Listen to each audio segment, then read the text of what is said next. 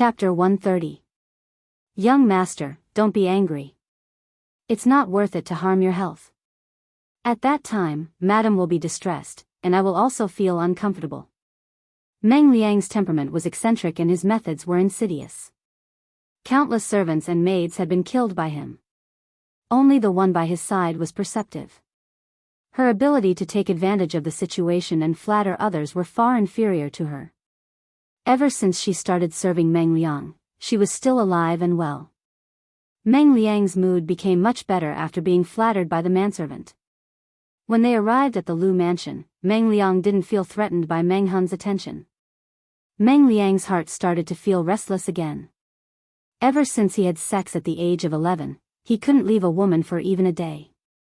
Now that his life was no longer in danger, he naturally had to think about those things that made him happy.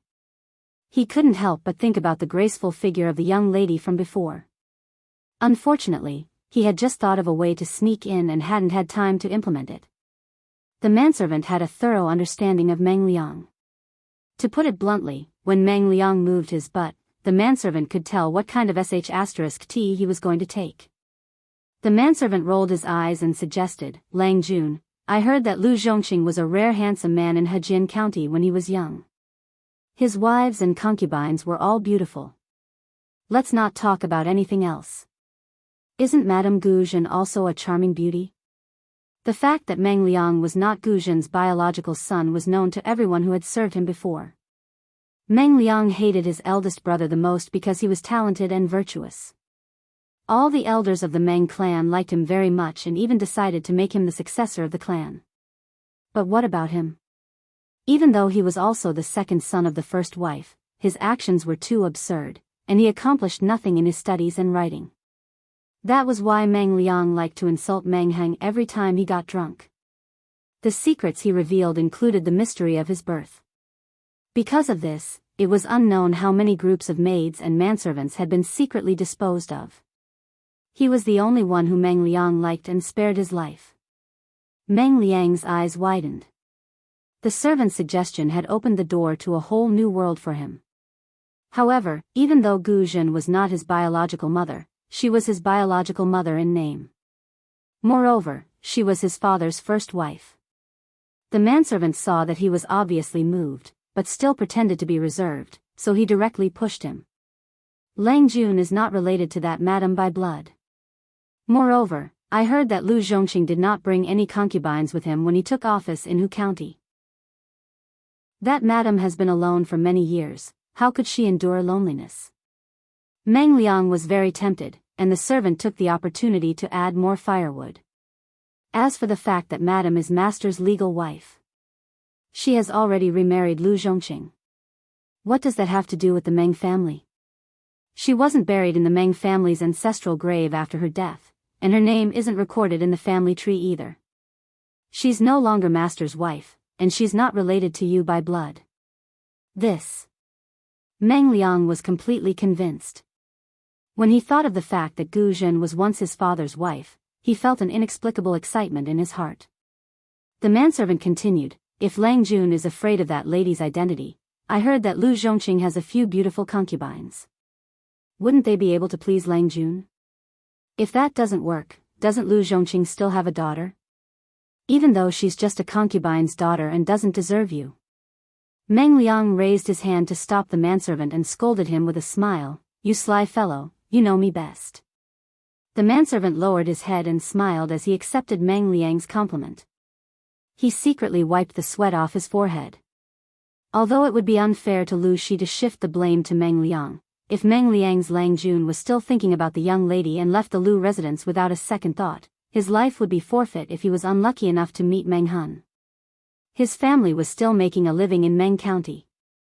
If Meng Liang died because of his carelessness, his family would not be able to survive either.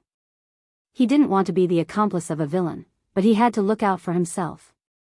Only by serving Meng Liang well could he and his family live a decent life. He could only hope that those stupid guards would find his Lang Jun quickly and leave the Lu residence. Only then would they be able to commit less sin. If they were unlucky, Meng Liang would ruin all the women in Lu Shi's backyard, and he would be at his wits' end. With that thought in mind, the manservant helped Meng Liang change his clothes and prepared to hand them over to the maidservants in the residence to wash them. You! Come here. After searching for a long time, the manservant finally found a maidservant who was cleaning with a broom. When the maidservant heard the manservant call out to her in a rough voice, she was so scared that her head shrank. She stepped forward timidly and bowed. The manservant stuffed the clothes into the maidservant's arms and ordered her around. Go and wash Lengjuan's clothes and bring them back clean tomorrow. If they were still in the Meng residence, Meng Liang's clothes would be thrown away after wearing them once. Why would they be washed and worn a second time? But the manservant knew that the Lu residence was not like the Meng residence. They didn't have that many ready-made clothes for Meng Liang to change into. The maidservant lowered her head and took the bag of clothes. Her whole body was trembling, as if she was frightened by the manservant's overbearing aura. Seeing that the maidservant was so afraid of him, the manservant felt proud.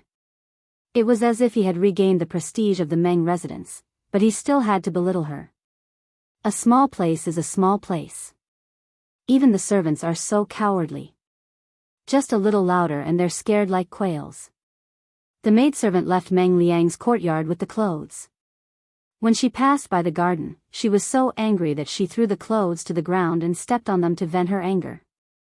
But when she thought of the conversation she had just heard, her heart trembled. Her eyes fell on Jiang Pengji's courtyard. The maidservant secretly bit her lip and squatted down to pick up the clothes. She changed her direction and didn't want to go to the laundry room.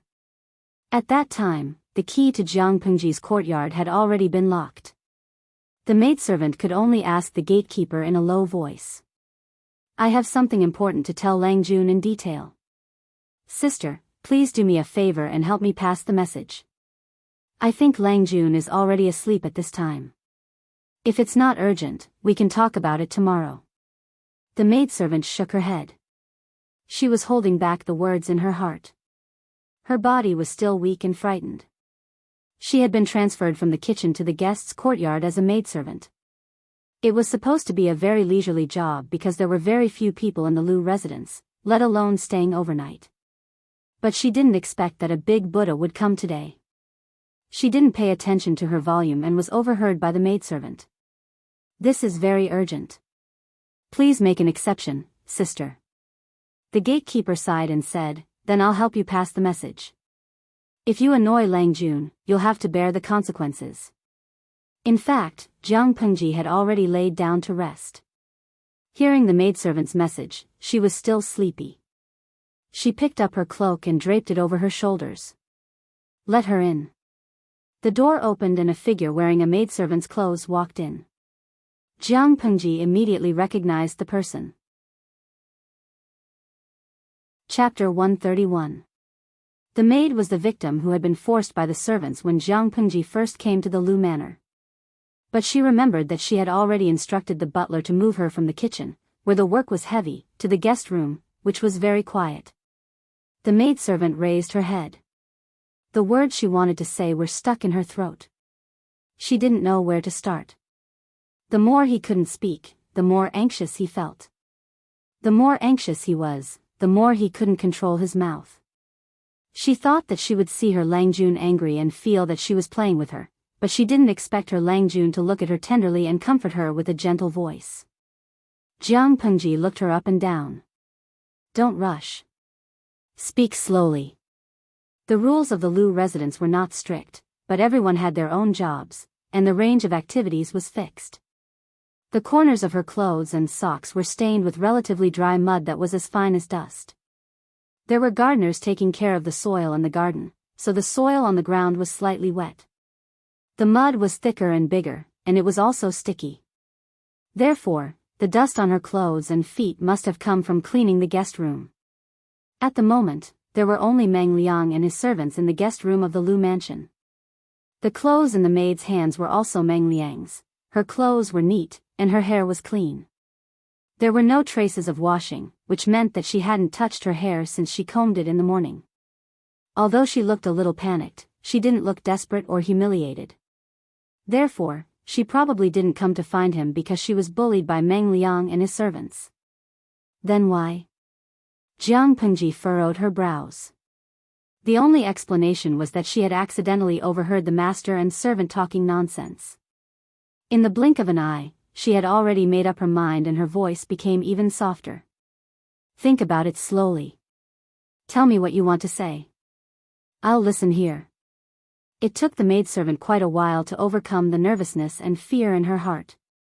She stuttered and roughly repeated what she had heard.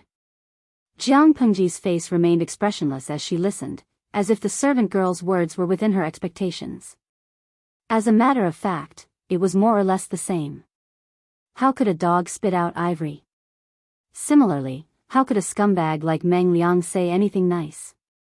To be able to scare this maidservant to such an extent, the content was definitely not ordinary. After listening, she nodded calmly. You can stay here tonight. The maidservant's face suddenly paled, as if she had recalled something embarrassing. Jiang Pengji knew that she had misunderstood. She could not help but add, I have my own way of dealing with the master and servant. They are not easy to deal with. If you continue to stay in the guest room to clean up, you might be at a disadvantage. I'll talk to the housekeeper tomorrow and have him transfer you to my courtyard. Your message was very timely. If I hadn't warned them in advance, I wouldn't have known that they could be this crazy. With regards to this arrangement, the servant girl naturally would not object. She even felt slightly relieved. Perhaps because she had been hurt before, she was more sensitive to the emotions of others. That pair of master and servant were not good people at all. If they continued to stay there for another day, she would tremble with fear for another day. Now that he had been transferred to second Langjuan's yard, he would be treated much better, just like a promotion. Thank you, Lang Jun. Jiang Pengji asked, what is your name? Your servant's name is Ah Zhu. The maidservant replied respectfully. Even though they were all servants, their monthly salary was different depending on which part of the Lu residence they worked in. All in all, second Langjuan's yard was the best. The monthly salary of a servant girl was more than double of what she used to get. With the monthly salary, she could still keep a few dozen copper coins for her personal savings after giving money to the family every month. Ah Zhu? Jiang Pengji thought for a while and asked, is there any special meaning to it? Who gave it to you? The maidservant shook her head and said seriously, I didn't have a name before I came to the Lu residence. The servant in the kitchen took pity on me and gave me one. If that's the case, then change it. Jiang Pengji thought for a while. She already had Takshu and Xuanmei by her side, so she should add another one. Nongqin.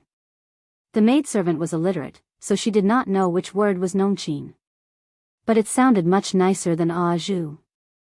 Lang Jun had given it to her personally. Jiang Pengji was not sleepy, so she started chatting with Nongqin. Do you often do manual labor at home? I am very strong. Although her body was thin and weak, her strength was indeed greater than that of ordinary women. Otherwise, she wouldn't have been able to carry the red lacquered wooden stick and beat that servant until he breathed his last. However, because of her greater strength, she ate more than others. Jiang Pengji was amused by her answer. She praised her with a smile, it's a good thing to be strong. Nongqin was a little embarrassed. She had been scolded by her parents for eating too much when she was young.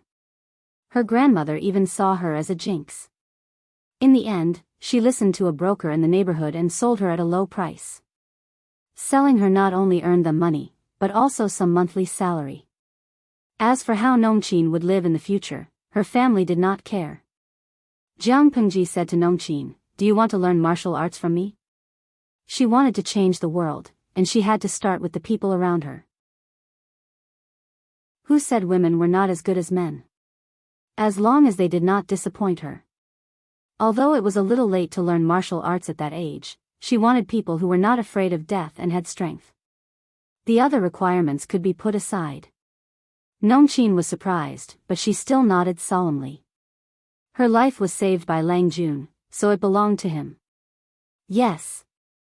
Jiang Pengji smiled. Very good. Nongqin did not know why her Lang Jun suddenly smiled so happily. But she was happy when he was happy. Although it was just to promote a servant girl, it was related to personnel changes in the loos, so she had to inform the housekeeper.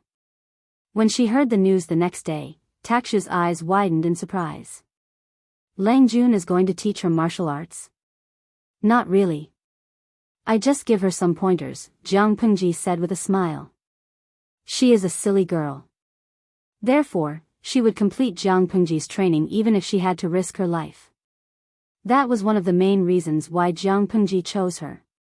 Takshu did not understand, but seeing her Lang Jun's cunning smile, she naturally understood that her Lang Jun admired the servant girl. Xuanmei was doing needlework at the side. She naturally glared at Takshu. She is a good girl. Why do you want her to learn martial arts and play with guns? If she plays with guns and sticks, how can she serve her in-laws when she gets married? How can she be a good wife and teach her children? Won't she blame you if she can't get married? Jiang Pengji said calmly, why should she serve her in-laws and teach her children? Xuanmei was about to explain the reason, but she suddenly remembered her Lang Jun's gender. Her heart skipped a beat.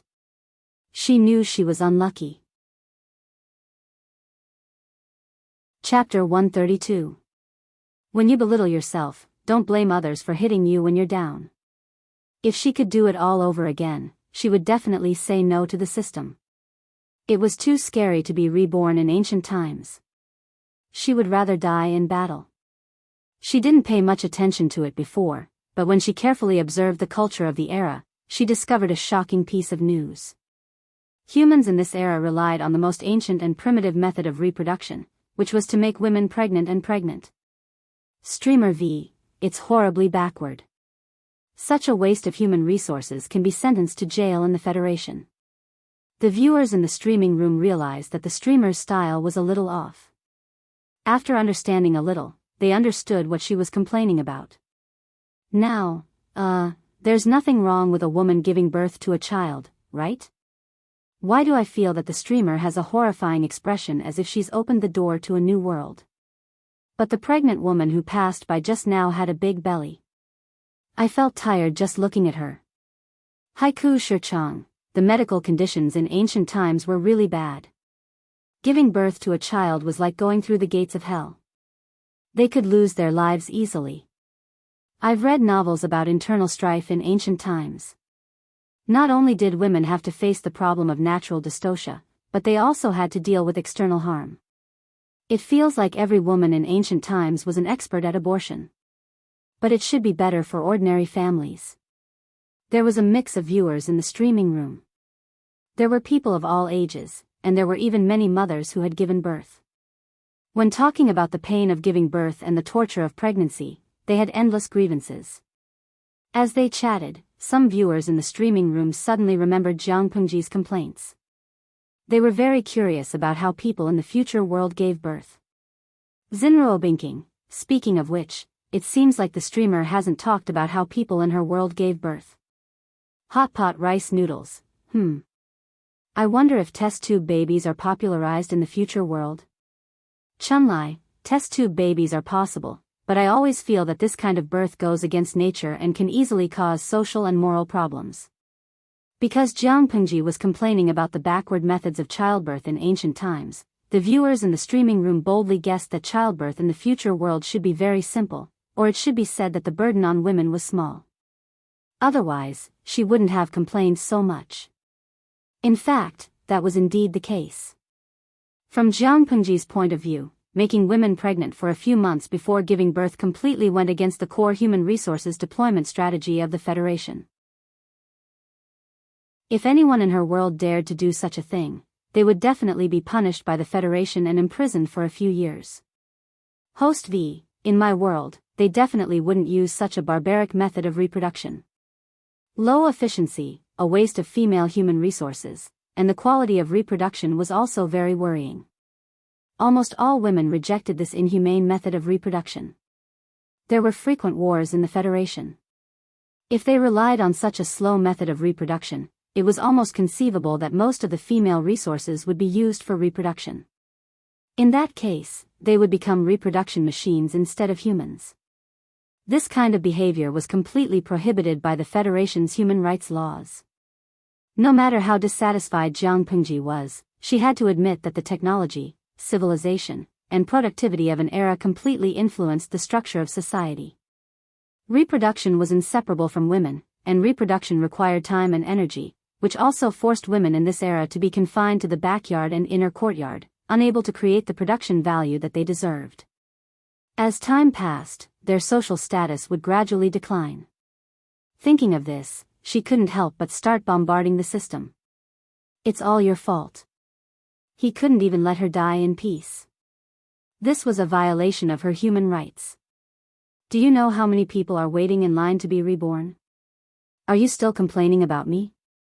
It was already good enough that it wasn't deeply grateful, but it was still bombarding it. Which system would be so aggrieved? You have to understand one thing. Transmigration or rebirth can't turn a pig into a human. Jiang Pengji sneered and opened up her venomous tongue. Smart and capable people can do well anywhere. There's no need for you to interfere at all. Losers will always be losers no matter where they go, unless you let them transmigrate and rebirth and conveniently give them IQ enhancement surgery. She didn't have a good life in her previous life. She was a general of the Federation, the commander of the 7th Army Corps, and held 1/10 of the authority in the Federation. Other than the commander-in-chief, no one could order her to do anything. The 7th Army Corps was ranked in the top 3 in terms of overall strength. Her life was written with inspiration and success. She ended at the peak of her life, but death could elevate people again. She didn't doubt what kind of position she would have in the history books. But the system inexplicably interfered. There was a huge gap between her previous life and this one. She wanted to strangle this damn thing to death. You're the unnecessary and hindrance. Jiang Pengji coldly concluded, causing tens of millions of points of damage to the system's soul. The system wanted to curl up into a ball. It was the first time it was so despised by its host. She even bombarded it for being a hindrance. In order to not be despised anymore, it felt that it needed to level up so that it wouldn't continue to be looked down upon. Host, if you continue to act like this, I'm really going to throw a tantrum. The system bombarded her ears, and its grievances could be heard through the electronic voice. I wanted to wait for 2 more days, but now I've decided to level up immediately. Level up? She had just fused a bit of force to level up her streamer's level, and now the system was about to level up and evolve? What a coincidence, hee hee. The system said, children will grow from babies to adults. As the host, in order to keep up with the host's pace of growth and to better complete missions, the system has to level up again and again. After all, every host was different. Whether it was the host's identity, origin, gender, personality, or even habits, they were all unique. As an inflexible intelligence, the system naturally couldn't treat all the hosts the same way. In order to increase the tacit understanding between the host and improve the host's service enjoyment, the system had to level up and keep up with the times. Not to mention that Jiang Pengji had already despised it to such a state. If it didn't level up and let her see its powerful abilities, it wouldn't be able to live on. It would let Jiang Pengji understand how important it was. With such a powerful cheat, it could be a winner in life. It said. Of course, some functions will be unlocked and some settings will be changed according to the host's conditions. In addition, for the system to operate normally without errors, it needs to be checked and upgraded regularly. It's also necessary to download patches. Jiang Pengji nodded secretly. I see. You really should level up and get some patches. Not to mention other things, its inflexible personality and way of doing things were indeed a little contradictory to her. Right, how long will it take for you to level up? For the first level up, there isn't much to download and install, and the time taken is also short. It will take about 12 hours. In order not to affect the host's daily streaming, the system will choose to automatically level up when the host turns off the streaming. She raised her eyebrows. I can only have 12 hours of peace. System. Get lost. Chapter 133. Even though it was just a polite greeting, Jiang Pengji had said that she would visit Wei Yuan's house the next day to apologize. Wei Yuan still held a grudge against her, but he couldn't make it too obvious. As a result, Wei Yuan's expression remained cold and stiff. Even though he tried his best to soften his attitude and make himself appear less stiff, it was the opposite of what he wanted. Jiang Pengji took in all of his emotions. "Is your cold getting better?" Jiang Pengji asked with concern. "You look a little pale." "I'm fine. I've already taken some medicine. I'll be fully recovered in 2 days." Wei Yuan stroked his beard awkwardly. He didn't have a cold, he just got sick from anger. Wei Yuan had his own interpretation of Jiang Pengji's visit that day because he had a different way of thinking. In order to invite Wei Yuan to be a teacher and teach Lu Shi one-on-one, the Lu residents had paid a generous sum of money. Not only did he pay for his studies, but he also received a considerable sum of money every month. During festivals, he would even give generous gifts and show concern for his well-being every few days. In the whole of Hejun County, the Lus had been giving him the best treatment. However, Wei Yuan had been taking a few days off recently. Even though there was a reason for it, something had happened in his family, it was a fact that his studies had been delayed. Wei Yuan felt that the student's visit was probably to urge him to go back to class as soon as possible. Wei Yuan felt an indescribable discomfort when he thought about it. He felt a little embarrassed. The student in front of him had seen his scandal. Even though they both had a tacit understanding and didn't bring it up, Wei Yuan was not easily fooled. How could he not know that Jiang Pengji already knew about it? Under such circumstances, he felt uncomfortable teaching the student again. He had to face the student's face every day. If it was in the past, Lu Shi would have scolded him in a righteous and confident manner. But now? He tried to imagine the situation in his mind, and a scene appeared in his mind. It made him even more uncomfortable. He simply could not tolerate that kind of situation. On one hand, the student seemed to be bowing respectfully to him, but in reality, there was no sincerity in it. On the other hand, the student was staring at him with a pair of eyes that seemed to see through everything. That feeling. It was as if all the clothes on his body had been stripped off and thrown in public. Wei Yuan knew that he was overthinking things, but he couldn't control his imagination. This student knew about the shameful scandal that he had tried so hard to bury. This made him, as a teacher, unable to straighten his back.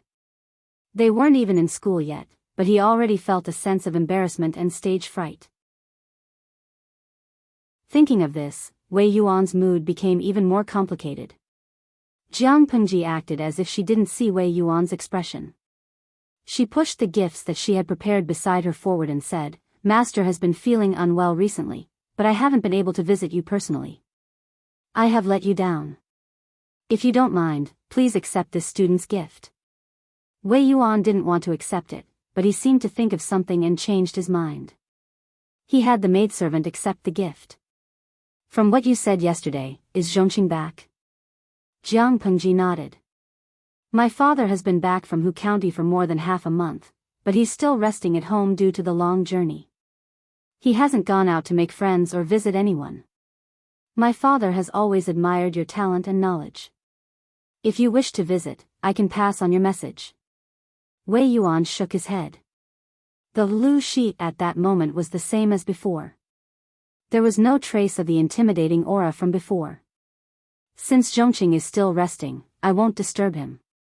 Wei Yuan chuckled and teased, "As for your words of admiration, there's quite a bit of falsehood in them. Who doesn't know that Lu Zhongqing is famous for being knowledgeable in Hejin County? You're being modest. My father and you specialize in different fields. How can we compare? My father is the governor of Hu County, and he works for the people. You, on the other hand, live in seclusion at home and concentrate on your studies. When it comes to being an official, of course you can't compare to my father. But when it comes to learning, I'm afraid my father can't compare to you." Jiang Pengji answered with a smile. It seemed like she was telling the truth, but there was a hint of praise in her voice. Although Wei Yuan didn't want to admit it, he had to admit that his dull student had become more talkative after going through the ordeal. If it was in the past, he would have told the truth and offended him, which would have made him unhappy. Although Wei Yuan was an old-fashioned and strict scholar, deep down, he still liked to listen to flattery. But even though it was pleasing to hear, he couldn't continue with the speech he had prepared after Jiang Pengji's tactful reply. Originally, he had wanted to temporarily resign from his position as the teacher of the Lu Manor because of his illness and lack of energy. He wanted Lu Shi to teach him personally for a few months. He had even thought of a reason. Lu Shi and his beloved son had been separated for so many years. The father and son needed time and space to communicate. But now, if he continued to say that, it would seem like he was being unreasonable and purposely wanted to give up on his student. Wei Yuan felt a little conflicted. Jiang Pengji looked at him coldly. The audience in the streaming room was getting impatient.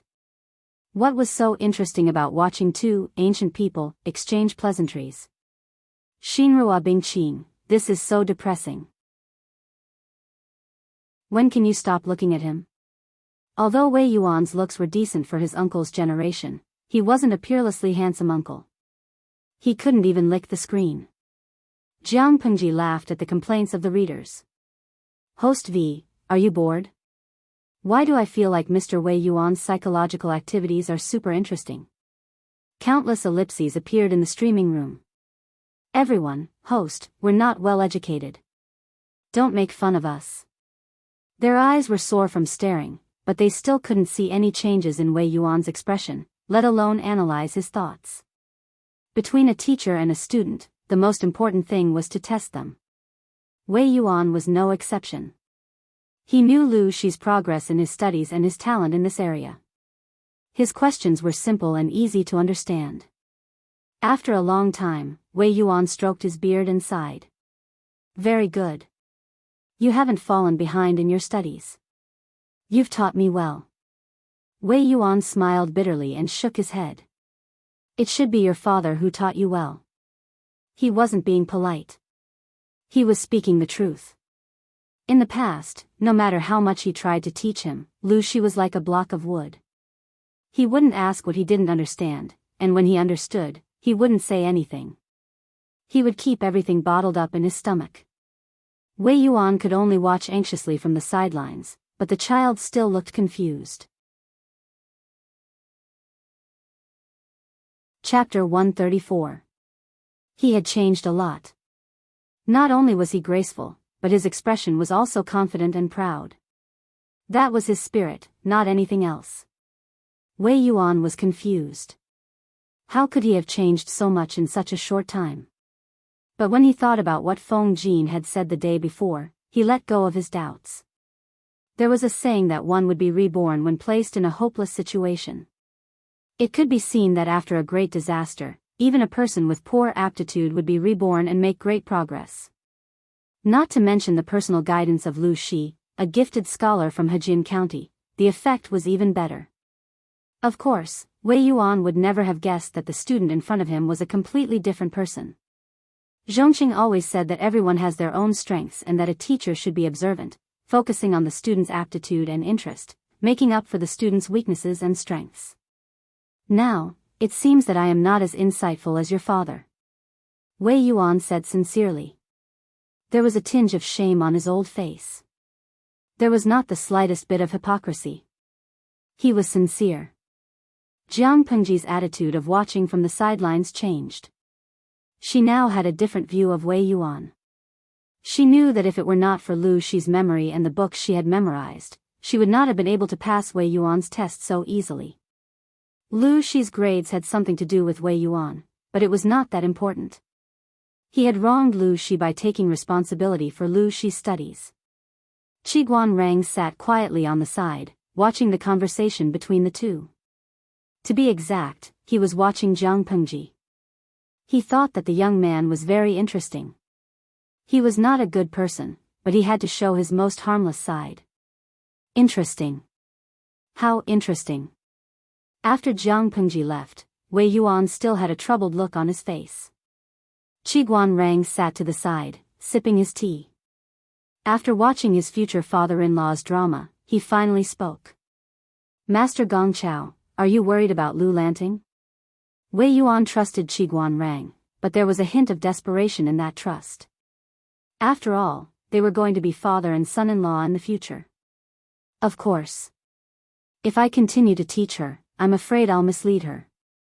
If I don't do anything, it'll be embarrassing. The last few words were practically mumbled by Wei Yuan. Qi Guanrang smiled. What's so difficult about that? I'll just resign and let Lu Lanting find another teacher. Wei Yuan shook his head in denial. That won't do. The Lu residence has always treated me well. Wouldn't that make me look like a villain? Qi Guanrang's brain spun and thought of another idea. He secretly sneered in his heart. Perhaps his idea was exactly what someone wanted. If that's the case. He thought for a moment and suggested, Mr. Gongqiao has friends all over the world. Don't tell me you don't have a suitable teacher for Lu Lanting. All you have to do is to decline the offer and sincerely explain your reasons. You can't bear to delay Lu Lanting's studies and recommend a teacher who is suitable for her. When the time comes, the Lus will not misunderstand you and may even praise you for your generosity. Wei Yuan considered Qi Guanrang's suggestion seriously. A name flashed through his mind, and he was tempted. That's a good idea. That candidate is indeed suitable for Lanting. Wei Yuan hesitated. That won't do. Although that person is suitable, he has a strange temperament. Based on Lanting's personality, she will be at a disadvantage if she becomes his student. Qi Guanrang was curious. What kind of person could make Mr. Wei Yuan so tempted and yet so hesitant? Who is Mr. Gongcao's candidate? Wei Yuan casually replied, Langya Yuanjing is the most suitable. In layman's terms, Wei Yuan was a famous teacher in the education world. If he recommended someone to the Lus, then the candidate must be of a higher level than him. Otherwise, he would be suspected of shifting the blame. However, the candidate must be of a higher level, suitable for Lu Lanting's temperament, and virtuous. No matter how he thought about it, there was only one candidate. Langya Yuanjing? Qi Guanrang murmured in surprise. As mentioned before, in Dongqing, Qi Guanrang respected two extraordinary people. One was Lu Shi from Hejian, and the other was Langya Yuanjing. As for the former, he was from a poor family and was of mixed blood. He had no connections to visit them, and he probably could not even enter their houses. The latter was famous all over the world. He taught students all over the 5 countries, and everyone in the world admired and respected him. To put it bluntly, Mr. Yuanjing was the leader of the education world. It was said that some students would burn incense and pray to Mr. Yuanjing's longevity tablet before their assessment, hoping that he would bless them during their high school. Yes. Mr. Wei Yuan nodded and stroked his beard. Yuanjing and I are classmates, and we've been in contact in recent years.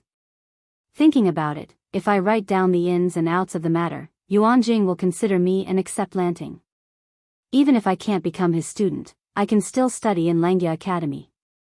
There are many knowledgeable scholars there, and it'll be better than studying alone. Mr. Wei Yuan felt much better when he thought about it. Qi Guanrang smiled bitterly. If it's Mr. Yuanjing from Langya, the Lus will be very satisfied. Mr. Wei Yuan snorted.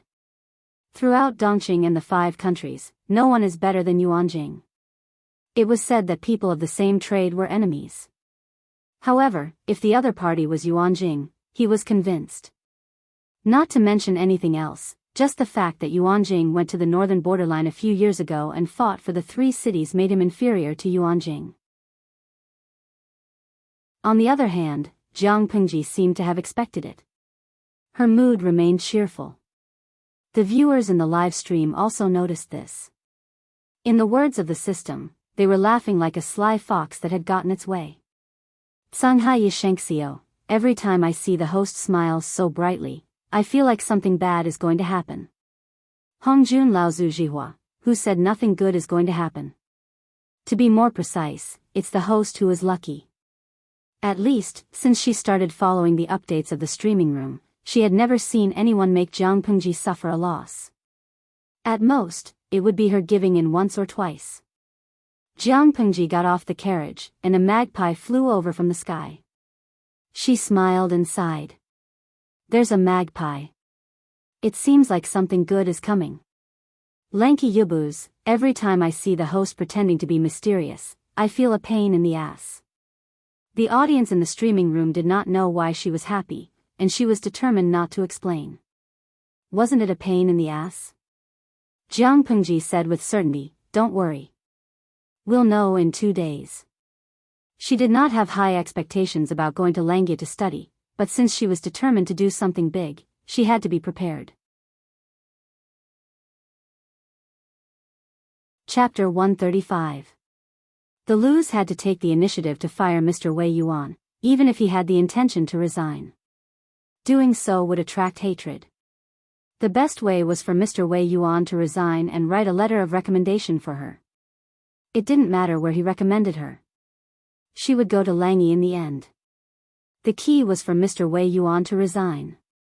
That way, both the Lus and Mr. Wei Yuan would have a way out. Jiang Pengji did not think too much before she arrived, but after carefully observing Wei Yuan's expression and speculating on his psychological changes, she felt a little more confident. The man was more understanding than she had imagined, or rather, he was a truly benevolent teacher who was willing to consider his students' future. In this era, a teacher for a day was a father for life. Many teachers knew that they weren't suitable for teaching, but they would persist for the sake of their pride. That would only lead the students astray. Even though Wei Yuan had his faults, he was a righteous man. He wouldn't make things difficult for his students. Langyi. TSK, I hope it won't disappoint me. She opened her sandalwood fan and leaned against the table. She closed her eyes and looked relaxed, but her mind was working on something. The war situation in this era was completely different from her era.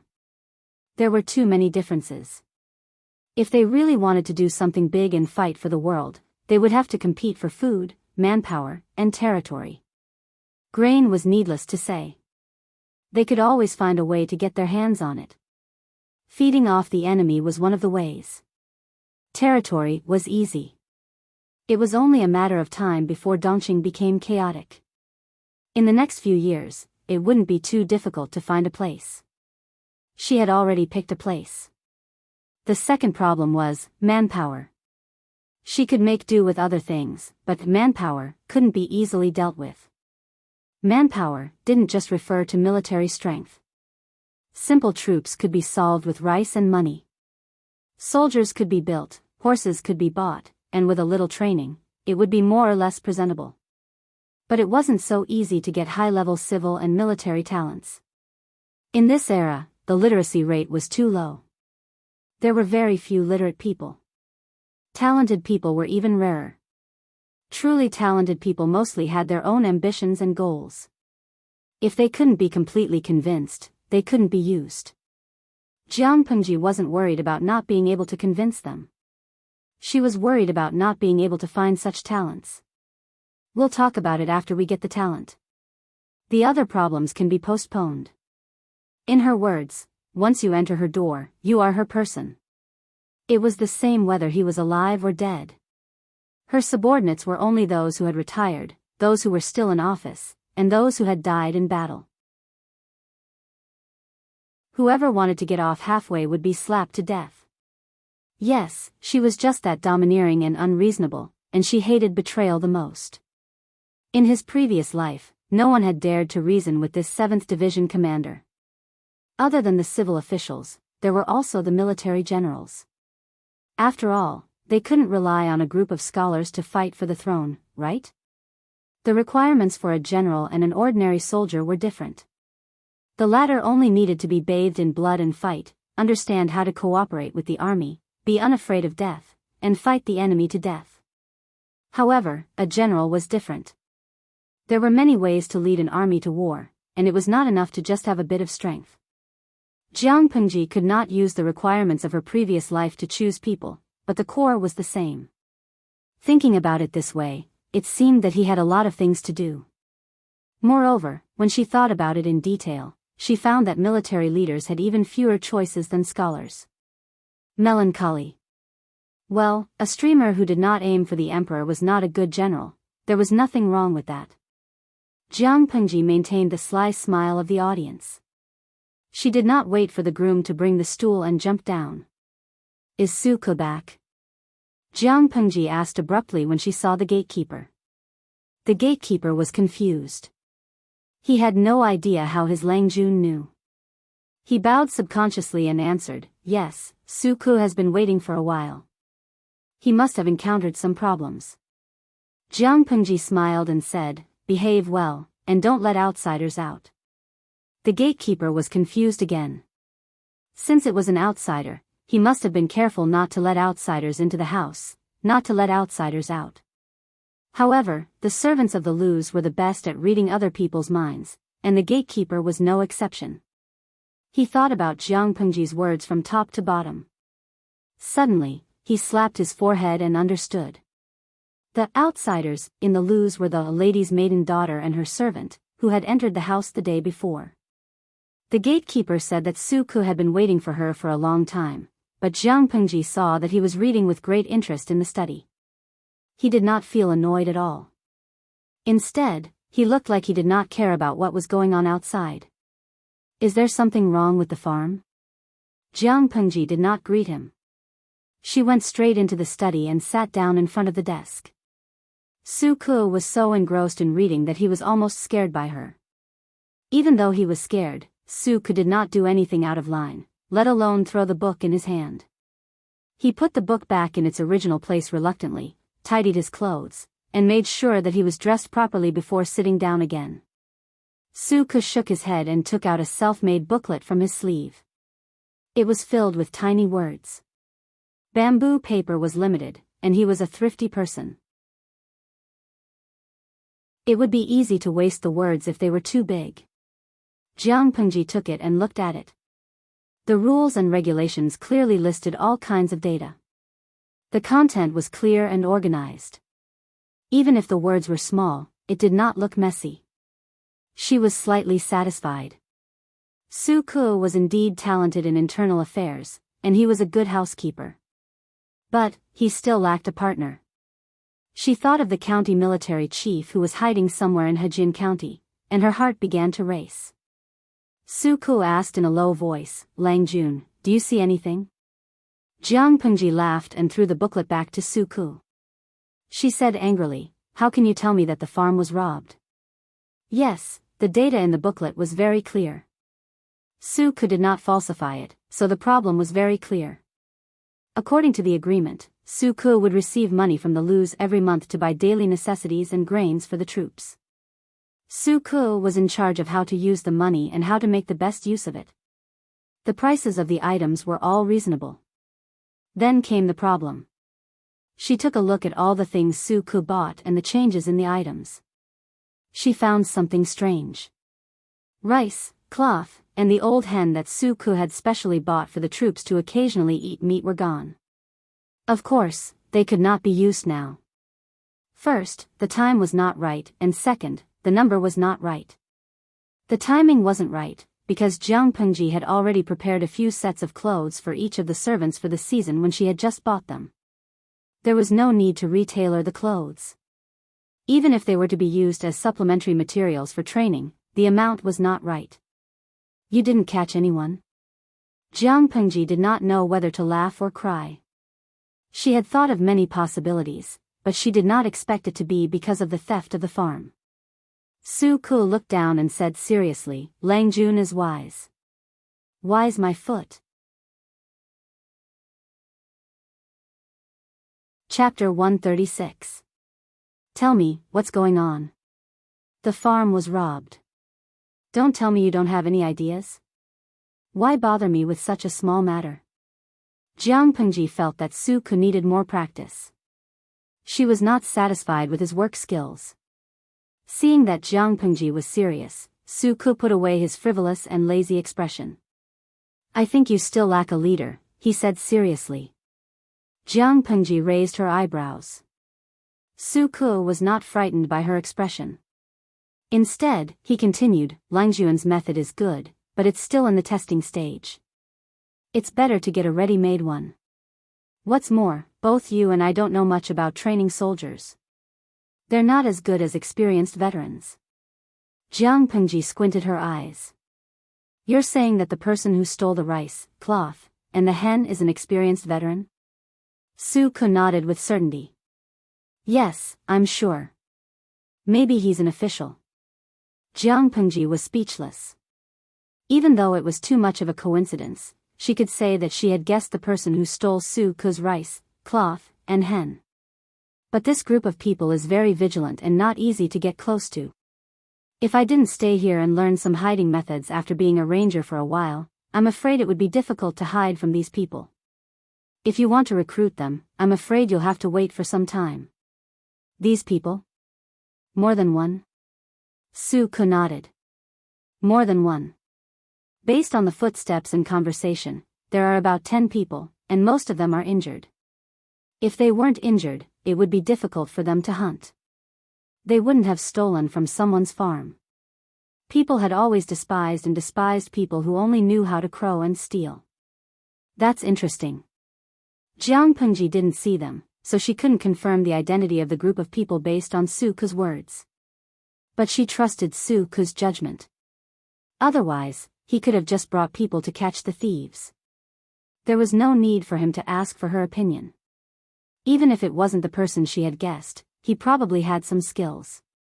Go to the accountant's office and get another 10 taels to buy a few more caddies of meat. Also, go to the pharmacy and prepare some medicine. If they want to steal, let them steal. Remember, there's no need to hide it from them. You must let them know that we've discovered their tracks and intend to show them mercy. If one day was not enough, then he would send them for 2 more days. He would send them every day until their injuries were better. In any case, they were not worth much money. What he had eaten from her would eventually be returned. This was also a test. If they had a sense of shame, they would definitely feel ashamed and bashful. This was a way to build a favorable impression. If they did not have any sense of shame or guilt, Jiang Pengji could also change her plan. Her initial impression of these people would also be greatly reduced. In any case, it was just some rice and minced meat, and the investment cost was small. If everything went smoothly, the return would definitely be generous, and it could be considered a steady profit. Su Ke listened to Jiang Pengji's words and maintained a surprised expression. How could he not be shocked? He thought he was shameless enough to scheme against others, but he didn't expect his Lang Jun to be even more shameless. Seeing his stupid expression, Jiang Pengji snorted angrily. Good deeds don't leave their names. They are either really good people or brainless good people. Which one do you think your Lang Jun is? Su Ke was silent. His Lang Jun scheme could not be considered as a good person, but she was not brainless. Therefore, she would not do something like, good deeds don't leave their names. Not only did she have to leave her name after doing a good deed, but she also had to make others feel grateful and guilty. According to the moral standards of this era, 2 words were written on Jiang Pengji's face. Shameless. But he liked it. Su Ke burst into a smile. Jiang Pengji fanned herself and suddenly said, Xiaoyu, you should smile more, so that you don't waste such a good appearance. Su Ke stopped smiling and said stiffly, Lang Jun, you are making fun of me again. She snorted. Last night, I went to Lang Lang Alley with my father.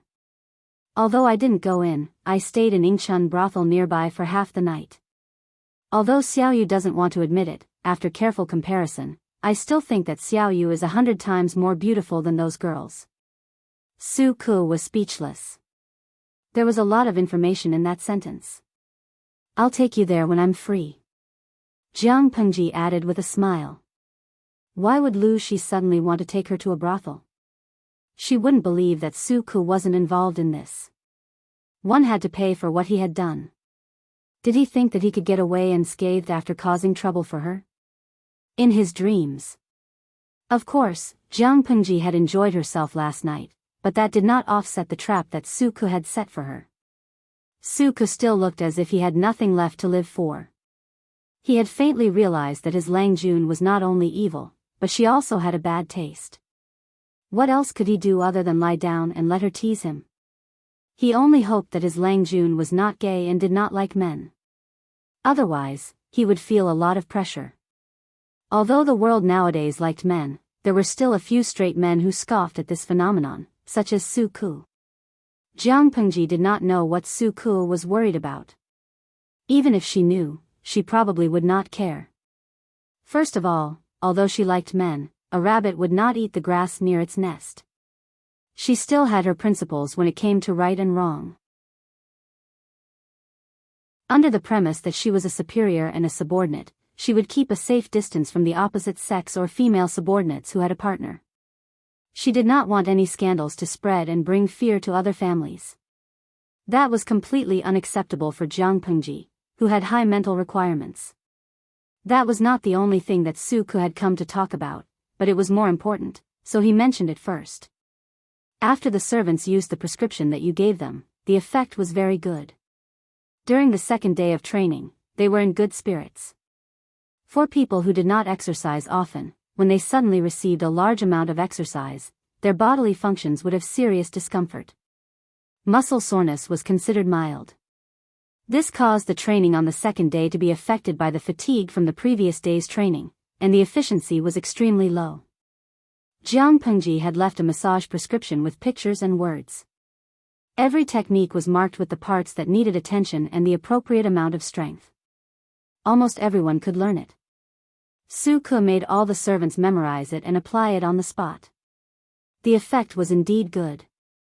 According to the servants, their 4 limbs were originally stiff and sore, and they couldn't feel where their arms and legs were.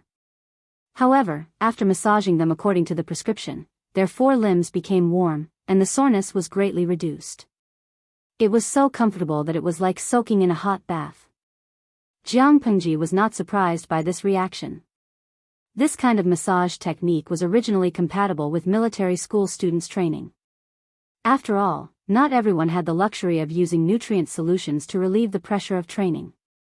Most ordinary students relied on this technique, and it had been tested and improved countless times. It was absolutely effective and safe. Chapter 137. I've seen what you've written. This is just the beginning. Anyone can do well if they put in all their effort. However, the most important thing about this kind of thing is perseverance. It's not hard to train hard for 1 or 2 days, but it's hard to do it all year round and even cultivate it into a habit. These people did not have the qualities that an elite soldier should have. Jiang Pengji was not as optimistic as Su Ku. She had led the most elite lion troop, and her eyes had long been trained to be picky. If she were to choose according to her standards, she would not be able to find a soldier who could completely meet her requirements in thousands of years. Of course, the situation of war in ancient times was different, and the conditions could not be so harsh. Su Ke saw that Jiang Pengji didn't seem to be satisfied or dissatisfied at all. He sighed in his heart. Lang Jun was indeed someone who wanted to do big things. She didn't know what had happened last night, but she felt that Lang Jun's ambition had become more and more obvious. I'll try my best to supervise you. I won't let you down, Su Ke promised seriously. Jiang Pengji snorted. Why would I be disappointed? Su Ke was startled.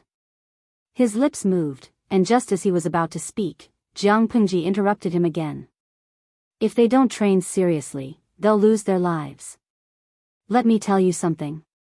There's been a commotion in Sang Prefecture's Meng County. I'm afraid it'll be difficult to quell the civil unrest. The distance between Hejin County and Meng County in Sangzhou was less than half a month. If the rebels and bandits enter Hejin County, these people will not only have to wipe out the bandits in the mountains near Hejin County, but they will also have to deal with the rebels and bandits who are desperate. Jiang Pengji's eyes were fierce. Her eyes carried a murderous aura that even experienced generals might not have. It made people shiver. I've said it before. The Liu family doesn't raise useless people. She said coldly, if you don't want to live, then you'll die. For Jiang Pengji, the wars in the ancient times were at most labeled as violent. They were far from being cruel. After seeing a true mountain of corpses and a sea of blood, as well as a true purgatory on earth, the others were nothing more than this. Su Ke's eyes widened slightly. He did not seem to notice the words in front of him. His attention was completely focused on the sentence, there's something unusual in Meng County, Tsang Prefecture. Meng County, Tsang Prefecture? Su Ke was shocked out of his wits. He then said, that concerns the vital point of Dongqing. How could there be civil unrest? Jiang Pengji rolled her glasses and said nonchalantly, if it's chaotic, then so be it. What does that have to do with me? Su Ku almost choked on his own saliva after hearing her words. Although the Dongqing royal family was unpopular, the power of the aristocratic families was increasing day by day, and the monarch of a country was no longer as deterrent as before, nor was it as charming as before to attract the loyalty of scholars. Dongqing was still a country. His Lengjuan's father was still the Dongqing commander-in-chief. Was it really okay for him to say this so bluntly? Without waiting for Su Ku to speak, Jiang Pengji said, I'm just a commoner. How can I have a say in national affairs? The civil unrest in Song Prefecture and Meng County would naturally worry the important officials of the imperial court. Speaking of which, it really has nothing to do with me. There was nothing wrong with his words. Su Ku was completely speechless. Even though his words were a little crooked, he still managed to make it sound. To be honest, Su Ku felt that he was rebellious. No one in the world could be more rebellious than him, until he met his Langjun. This was like comparing a small sorcerer to a great sorcerer. They were not on the same level at all. Langjun, you're right. Even though he was conflicted, he still put on a bright smile. Su Ku thought for a while and said, if what you said is true, the civil unrest in Song Prefecture and Meng County will spread to Hejin County in 2 or 3 months. At the very least, there will be news about it. That's for sure. Communication in ancient times was indeed slow, but 2 or 3 months were enough for the news of the civil unrest in Song Prefecture and Meng County to spread to Hejin County. Su Ku cupped his hands and said, if so, I'm afraid I have a presumptuous request. What presumptuous request? Just say it. Su Ku said with some embarrassment, even if the civil unrest won't spread to Hejin County, people will be in a panic. I'm afraid the price of rice and cloth will soar. According to my previous calculation, the daily needs of the farmers and soldiers can be bought once every 10 days. If the news of the civil unrest in Song Prefecture spreads and the price of rice increases, I'm afraid the money that can be used for 10 days won't be enough for 3 or 5 days. Jiang Pengji looked at him. Did he want to stock up on food in advance? In this era, it was important to have food in hand and not panic. Food was the most important thing. As Su Ku said, if the news of the civil unrest in Song Prefecture and Meng County spread to Hejin County, the price of cheap rice would skyrocket. It would be too expensive to buy. Since the Lus knew the news in advance, they should buy some rice as soon as possible when the price was cheap, just in case they needed it. Under normal circumstances, it was a good way to make money. She remembered that in her previous life, many big forces in the Federation relied on this method to resell war supplies. They bought it at a low price and sold it at a high price. Finally, they became the local leaders. But Jiang Pengji gave up after thinking about it. It was not that she was not interested, but it was too evil. Although she did not like the ancient times, she could not bully the common people. True experts relied on defeating stronger opponents and using them as a cornerstone to climb higher step by step, not by bullying the weak. Although she did not agree with it, she had to admit that Su Ku's words did remind her. I can't do evil things, but I can buy rice for my own use, Jiang Pengji said. When the time comes, you can go to the accountant and get some money. Put it on my account and buy another batch of rice. It should be enough for the people in the farm to eat for half a year. Although Dongqing was declining, the deterrence of the country was still there. Song Prefecture and Meng County were located in a dangerous place, so the court would not really leave it alone. The civil unrest would only be in a small area, and it would not spread to other counties in Dongqing. Therefore, it should be enough for 20 to 30 people to eat for half a year. Su Ku waited for a while, but Jiang Pengji did not speak again. He hesitated for a while and then spoke in a low voice. Lang Jun, do you have any other orders? Jiang Pengji frowned. No. If you have any ideas, just say it. Don't be so hesitant.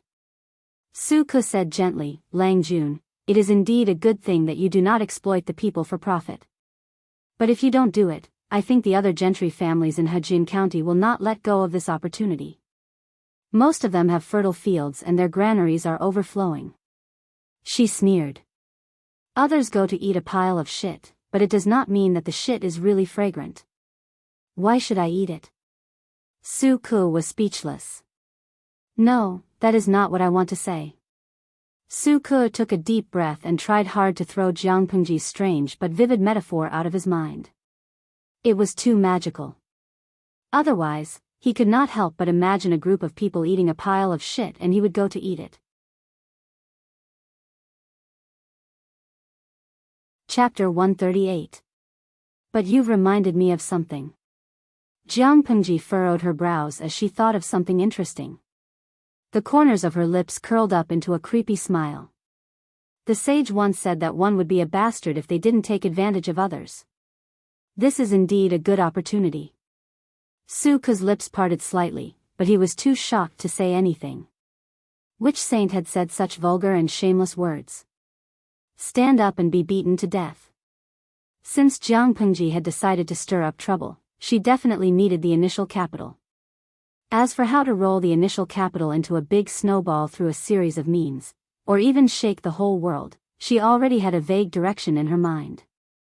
Based on Su Ku's position and character, he wouldn't instigate him to exploit and oppress the common people. In other words, if this kid really had any ideas, he would definitely target the landowning households and country gentlemen. Was he planning to take advantage of the situation and turn the tables on them? For a moment, a few classic cases of starting from scratch flashed through her mind. Although the two eras were completely different, the pursuit of profit was the same in the bones of humans. Jiang Pengji kept a faint smile on her face. Tell me your plan in detail. If I think it's good, I can consider adopting it. Her words obviously poked Su Ku's itch. His eyes flashed and he immediately threw away the slight prejudice in his heart.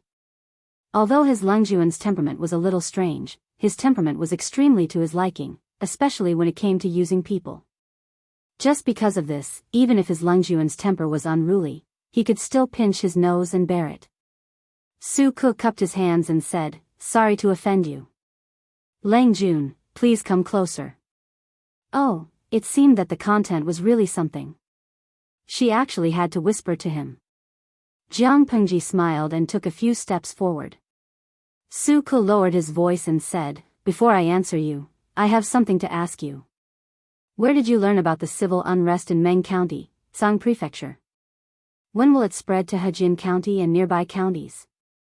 She thought for a moment, then said, "I first heard it from Wen Zheng."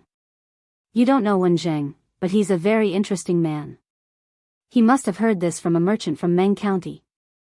I heard from him that the Meng army was very powerful. They actually sent soldiers to lock down Meng County and set up various checkpoints in Sang Prefecture. They said that they were going to capture the traitors. The refugees would definitely not be able to move so quickly, but the merchants were different. They traveled from south to north, and they had their own caravans.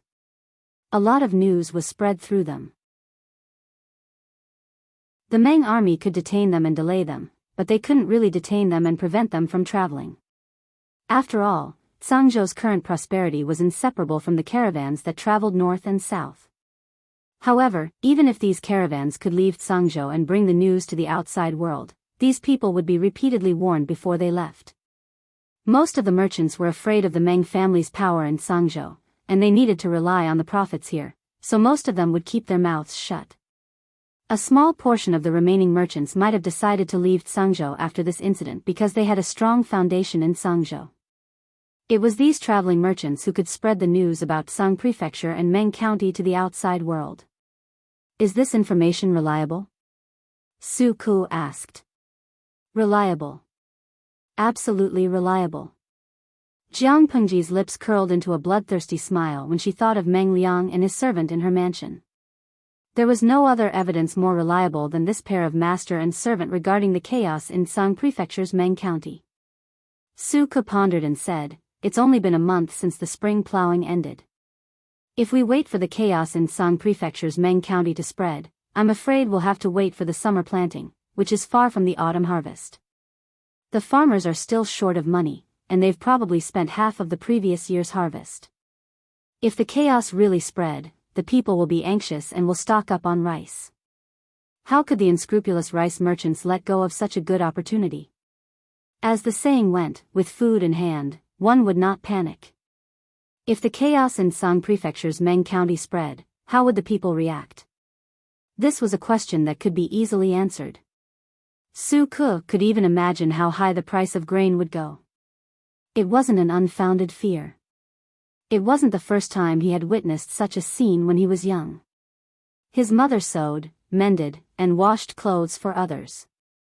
The few acres of farmland that she had planted had all been sold. The small amount of money that she had worked hard to save for a year was not even enough to buy 20% of the food she had before. In other words, the price of food had increased to 5 times or even more than the usual price. Why would those merchants and wealthy families who had rice granaries in their hands care about the common people who couldn't afford rice and could only endure the starvation?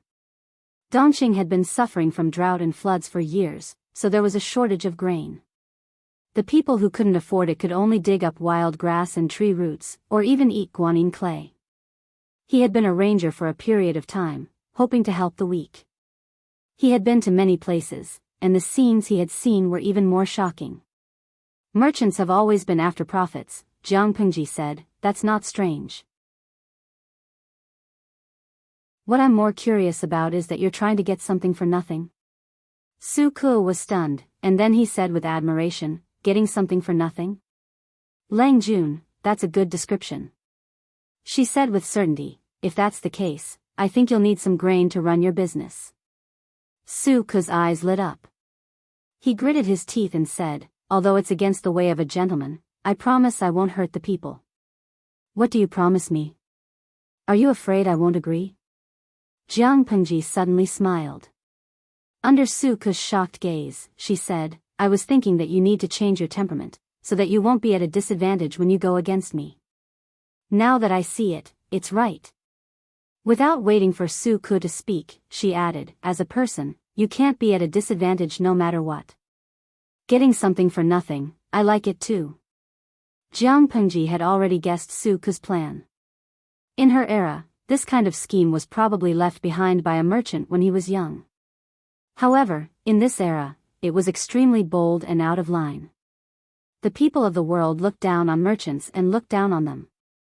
Naturally, they did not think of how to scheme against them in their inherent impression. Su Ke was indeed the accountant she liked. He was good at managing internal affairs, and now he had some awareness. His plan was similar to stock speculation, but it was more brutal. Plus, the information was not transmitted well, so there was a lot of room for manipulation. But Jiang Pengji changed the topic and said with some embarrassment, the key is where are we going to get such a large amount of grain? The smile on Su Ke's face froze. That was true. Although his plan was good, and he was 100% sure that he could make a lot of money, it was not easy to get the grain to start the operation, let alone get something for nothing. His cancer of awkwardness was acting up.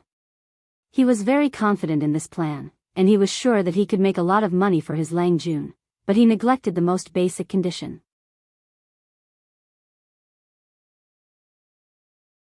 Chapter 139. Xin Roa Bing Qing, what is this called? Die before achieving victory? Jiang Pengji furrowed her brows. Looking at the screen full of ha ha ha, not only did she not feel annoyed, but she also revealed an evil smile. Lang Jun, do you have a solution? Su Ke asked. In fact, he hoped that Jiang Pengji would ask Lu Shi for help. The second branch of the Lu family was very rich. It would not be a problem for them to get that batch of grain. From his point of view, Jiang Pengji was Lu Shi's only legitimate son. It was a matter of course for her to inherit all of Lu Shi's property. The illegitimate sons in the backyard would at most get half of it and some cultural relics and antiques. If Lu Shi also agreed, the matter was in the bag. Yes, I do. I'm thinking, since it's a trick, why not be more thorough? The curve of Jiang Pengji's lips was very precise. It was neither cordial nor distant. It was just right. More thorough? Su Ming was dumbfounded. Tudu Faccio, every time the host smiles like this, I get goosebumps. Who's going to be unlucky this time? In the entire streaming room, it seemed like the person who understood Jiang Pengji the most was the viewer who had been following the live stream since the beginning. Jiang Pengji's style of doing things could be described as swift and fierce, but it could also be described as indecisive. When it came to enemies, she would never kill them in one go. Instead, she would repeatedly check if the other party still had any value to exploit. If there was, she would allow the other party to live for 2 more days. If there wasn't, she would only kill them once she was sure that they had no value. She squinted her eyes and smiled meaningfully. Xiaoyu, do you know where the culprit who caused the chaos in Meng County in Sangzhou is now? Su Ku was puzzled.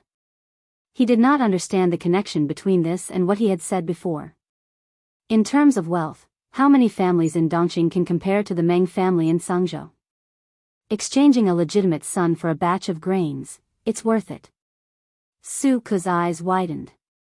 After a long while, he said, Lang Jun, are you saying that person is in the mansion? Jiang Pengji opened her sandalwood fan and covered her smile with a smile. She said in a mocking tone, well, you sent yourself to me. So, you want to disguise yourself as a bandit and force the Meng family to exchange food for people? That won't do. If that's the case, all Meng Liang has to do is say a few words, and the whole thing will be exposed. Su Ku shook his head disapprovingly. However, he had always been alert, and he vaguely sensed that something was wrong. Although he had only spent a few days with this Lang Jun, it was enough for him to understand a fact. His Lang Jun was a black-hearted and merciless person. He would not do anything without benefits, and he would never shoot himself in the foot. Stupid. Does your Lang Jun look like a brainless person? Jiang Pengji snorted coldly and said with disdain, of course we'll let Meng Liang write a letter and send his confidants to ask the Mengs for the grain. What we need to do is arrange for someone to take over. As for Meng Liang's slip of the tongue. Do you think he can still live after what he did in Sangzhou and still want to do whatever he wants in Hejian County? In ancient times, there was a saying, dead people don't talk, and they don't leak secrets. It would be even better if they died without a whole body. Of course, in her era, it was a slap in the face, because dead bodies were more likely to leak secrets than living people. However, in this extremely backward era, as long as Meng Liang was dead, no one would be able to get anything on her. Su Ku was speechless. Lang Jun, you mean, after using Meng Liang, then, as he spoke, he made a chopping motion with his hand. Jiang Pengji snorted. In your eyes, your Lang Jun is so unbearable? Su Ku was dumbfounded. He felt like he could barely recognize the words Jiang Pengji said. What do you plan to do, Lang Jun? Jiang Pengji shook her head and looked at him with disdain. Do you know the basic requirement of a scheme? That is, all the benefits belong to you, and all the blame is on others. People can't say anything bad about you, and you have to maintain a pure and untainted appearance. Not to mention Su Ku's opinion of her words, the audience in the streaming room felt like they could no longer suppress the power of the primeval times. De Zhuangzhu Furen, only the host can describe shamelessness in such a refined and elegant way. Consulting Detective Curly Hair, as a newbie in the streaming room, I have heard of Meng Liang's shamelessness and disgusting nature. However, when this unlucky kid met the host, I feel sorry for him. What did this kid do in his previous life to meet the host? Shenjun Honglian, same. I feel sorry for him too. I feel like he won't even know how he died when he met the host. Although Jiang Pengji was so dark that her original form could no longer be seen, she was far more popular than the Virgin of 100 Flowers. The audience in the streaming room watched the live stream for novelty and pleasure. What she did really tickled the itch in their hearts. 1 word, pleasure. 2 words, pleasure. Inmei Zhangguazi, #laughter cry. Am I the only one who noticed that the host said that it was the basic requirement of a scheme? Then what is the next step? I'm trembling in fear. I pity the host's future opponent in advance. The system was already having a headache over Jiang Pengji's self-indulgent behavior of bullying a little kid. The system said, "Even so, what if the Mangs trace the food back to you?" Jiang Pengji said indifferently, "I don't have any capital to buy food. How can I continue if I don't think of a way?" Hearing her words, the system carefully observed Jiang Pengji's expression and hesitantly said, "Host, doesn't your father have a lot of money? The dowry he gave you before. Bah, the list of assets listed in the granary has a lot of food. If you don't want to rely on Lu Shi, there are exchange and loan services in the mall. You can get as much food as you want. There's no need to take risks." She had money. If Jiang Pengji wanted to, she could exchange a large amount of food through the system. Why would she take the risk? Jiang Pengji said, "I don't want to do that for 3 reasons. First, Lu Shi is Lu Shi, and I am me. I don't want to touch the old man's coffin. Second, I can get a batch of food through you, but how can I explain the source of the food? Lu Shi is a real fox. Do you think he won't be suspicious because I am his daughter? You are thinking too much. As for the third reason, which is the most important one. System, don't you think it's more interesting? Things that are too easy to get are harder to cherish because it's too easy to get. In my opinion, the added value is too low." In other words, Jiang Pengji liked to do it, mostly because it was risky and she found it interesting.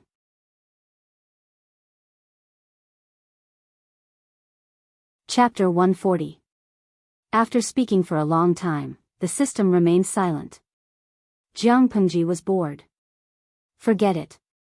Why am I talking to a system like you? You don't understand the thrill. System, what sin did it commit to have such a troublesome and gentlemanly, perverted, host?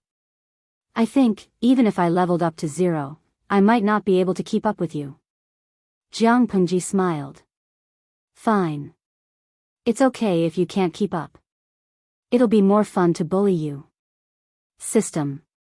You're shameless enough to say what's on your mind." Not only was the system shocked by Jiang Pengji's shamelessness, but Su Ke also said that his Langjun was still his Langjun. "Why do you look so shocked?" Jiang Pengji said unhappily. "It's decided for now. Do what you need to do for the next few days. Don't be so nervous. As for the thieves, just do what I told you to do." Su Ke cupped his hands in front of his chest and said yes. He wasn't a pedantic person to begin with. If he was a true gentleman, he might not be able to stand her shameless and outrageous behavior. Even if he didn't say it out loud, his impression of her would be greatly reduced in his heart. But Su Ke came from an ordinary family. He used to be a ranger, and he experienced the tragic death of his mother. He was thrown into jail and almost lost his life. He was more accepting of such behavior than normal people. Moreover, as long as Jiang Pengji did not harm his own interests, and she did not dig her own grave, he would not say anything to stop her. At most, he would think of a way to smooth things over. At the very least, he didn't like Meng Liang, who was a malignant tumor that didn't do anything. If he died, then so be it. If he could get the most benefits for his loyal Langjun before he died, then it would be a worthy death. Su Ke would have to be crazy to think about Meng Liang. Jiang Pengji looked like she was reading the bamboo slips carefully, but she was actually multitasking. A plan quickly formed in her mind. System. The system, which was pretending to be deaf and dumb, heard her calling it in her mind. It did not care about throwing a tantrum and immediately replied. "What can I do for you?" Jiang Pengji asked the system. "I just activated the mission streaming mode not long ago. There shouldn't be any restrictions, right? What I mean is there a time interval between 2 live broadcasts of the mission? If there are no restrictions, I would like to open it again." The system was stunned. When did its host become so hard-working? According to the other party's personality, the system said after some deliberation, there are no restrictions, but this kind of live broadcast with the nature of completing a mission is usually more tiring. The host usually takes a break before starting the next mission live broadcast. Jiang Pengji said, "It's good that there is no time limit." Last time, it was a fully interactive live stream, and the content was voted on by the audience. This time, I'll change to a semi-interactive live stream. I'll decide on the theme. If you want to level up, it's best if you do it within the next 2 days. The mission broadcast mode that I've chosen may last for quite a long time, so it can be considered a small unit.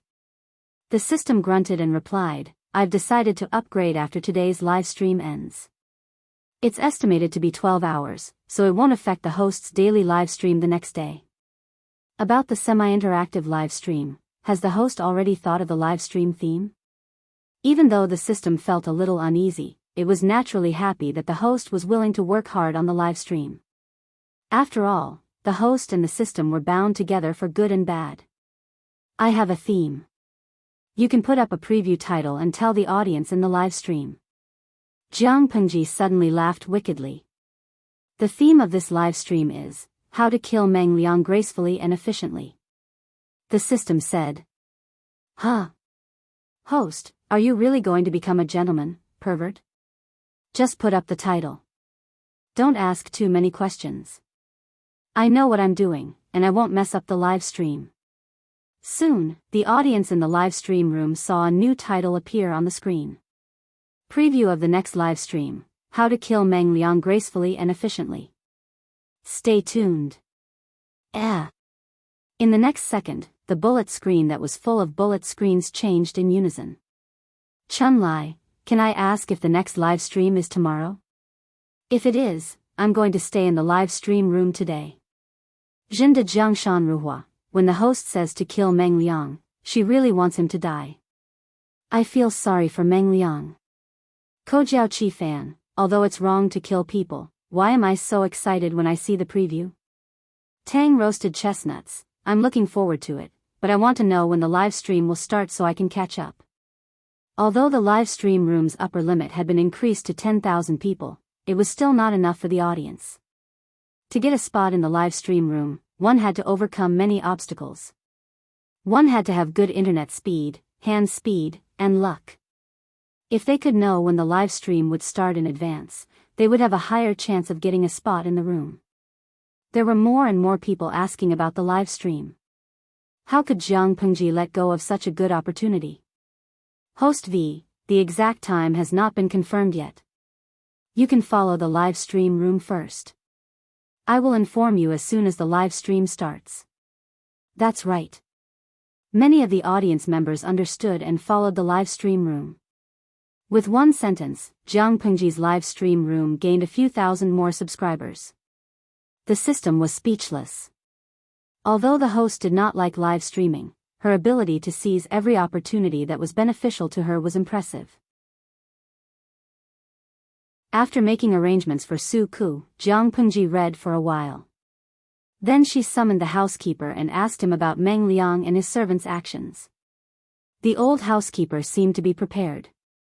He reported Meng Liang's entire day's schedule in detail. He had been the housekeeper of the Lus for many years. How could he not be smart and capable?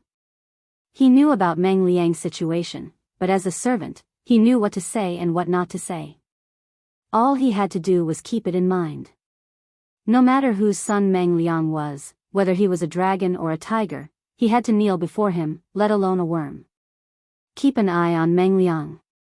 Let me know immediately if there's any news.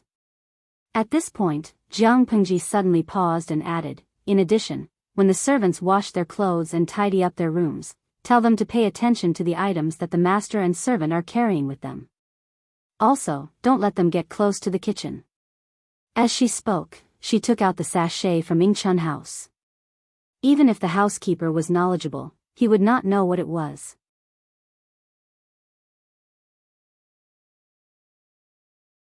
Chapter 141. We provide you with exciting novels to read. Jiang Pengji sneered.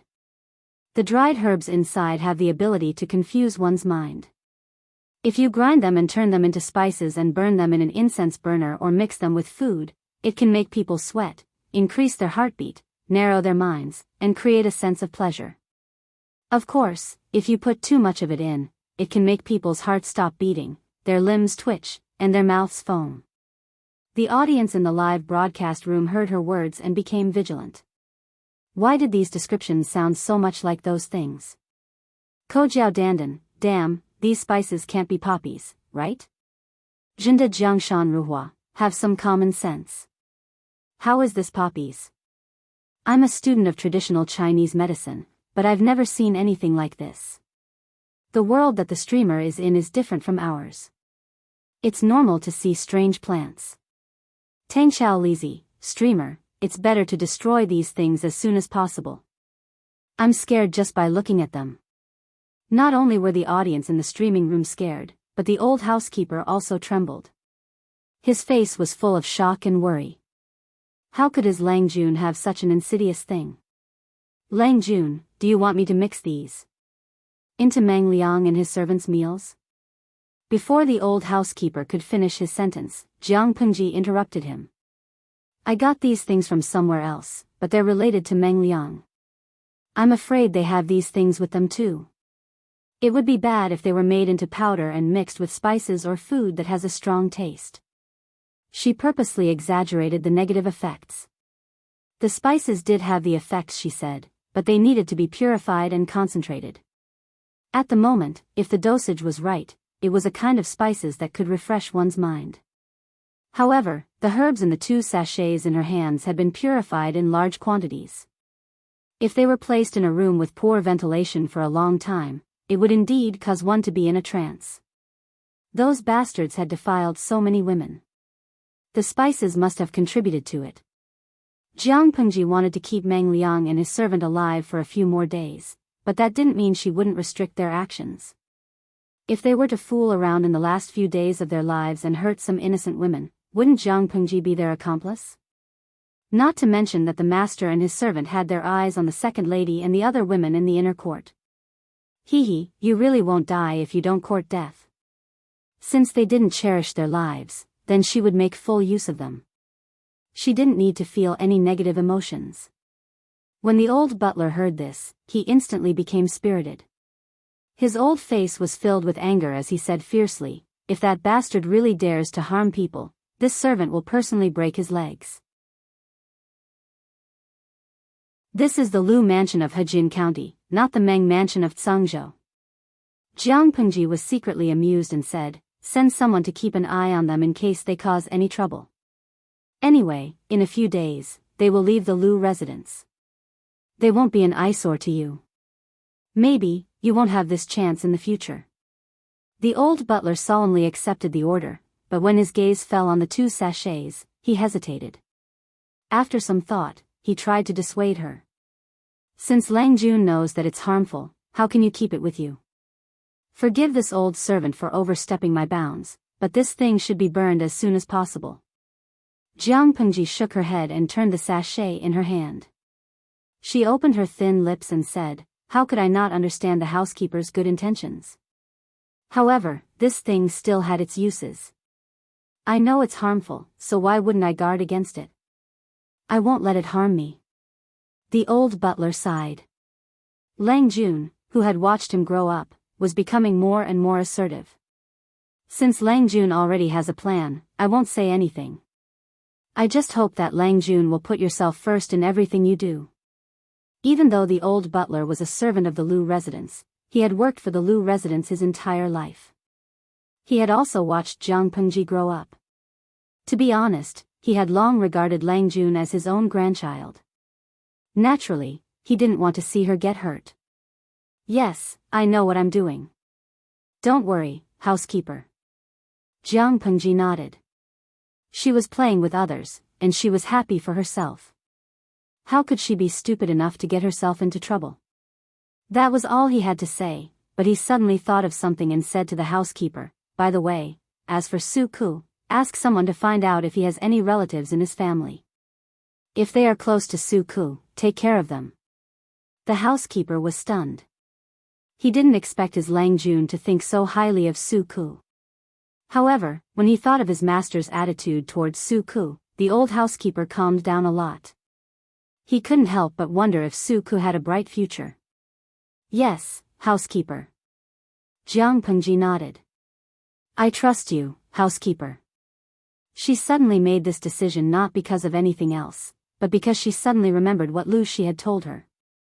In this era, blood ties were highly valued, followed by non-blood relationships such as teacher-student friendships. The structure of the social relationships between people was very different from the society she was familiar with in the past. For example, in the matter between the second lady and Meng Liang, in her opinion, Meng Liang deserved to die. No matter how much she cared about the second lady's feelings, it couldn't erase Meng Liang's sins. The answer was no, so Meng Liang had to die. Thinking about it was a waste of time. But in the eyes of the people in this world, her normal reaction seemed too cold-blooded, even heartless.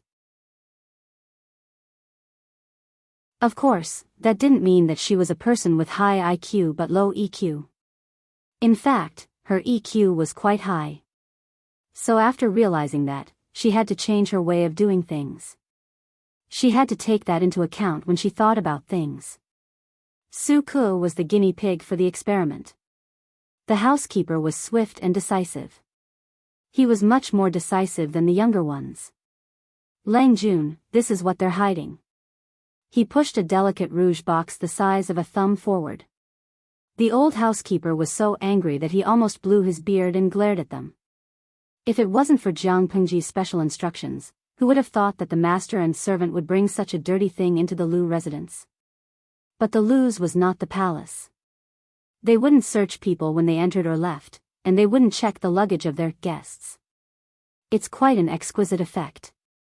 Jiang Pengji took the box and opened it. She saw that the powder in the box had been pressed into the shape of a cake. Even from a distance, she could smell the rich and refreshing fragrance. If she breathed it for a long time, she would feel uncomfortable and hot all over. The old housekeeper saw that she was about to touch the powder with her finger and quickly stopped her. He said, Lang Jun, don't be careless. This thing.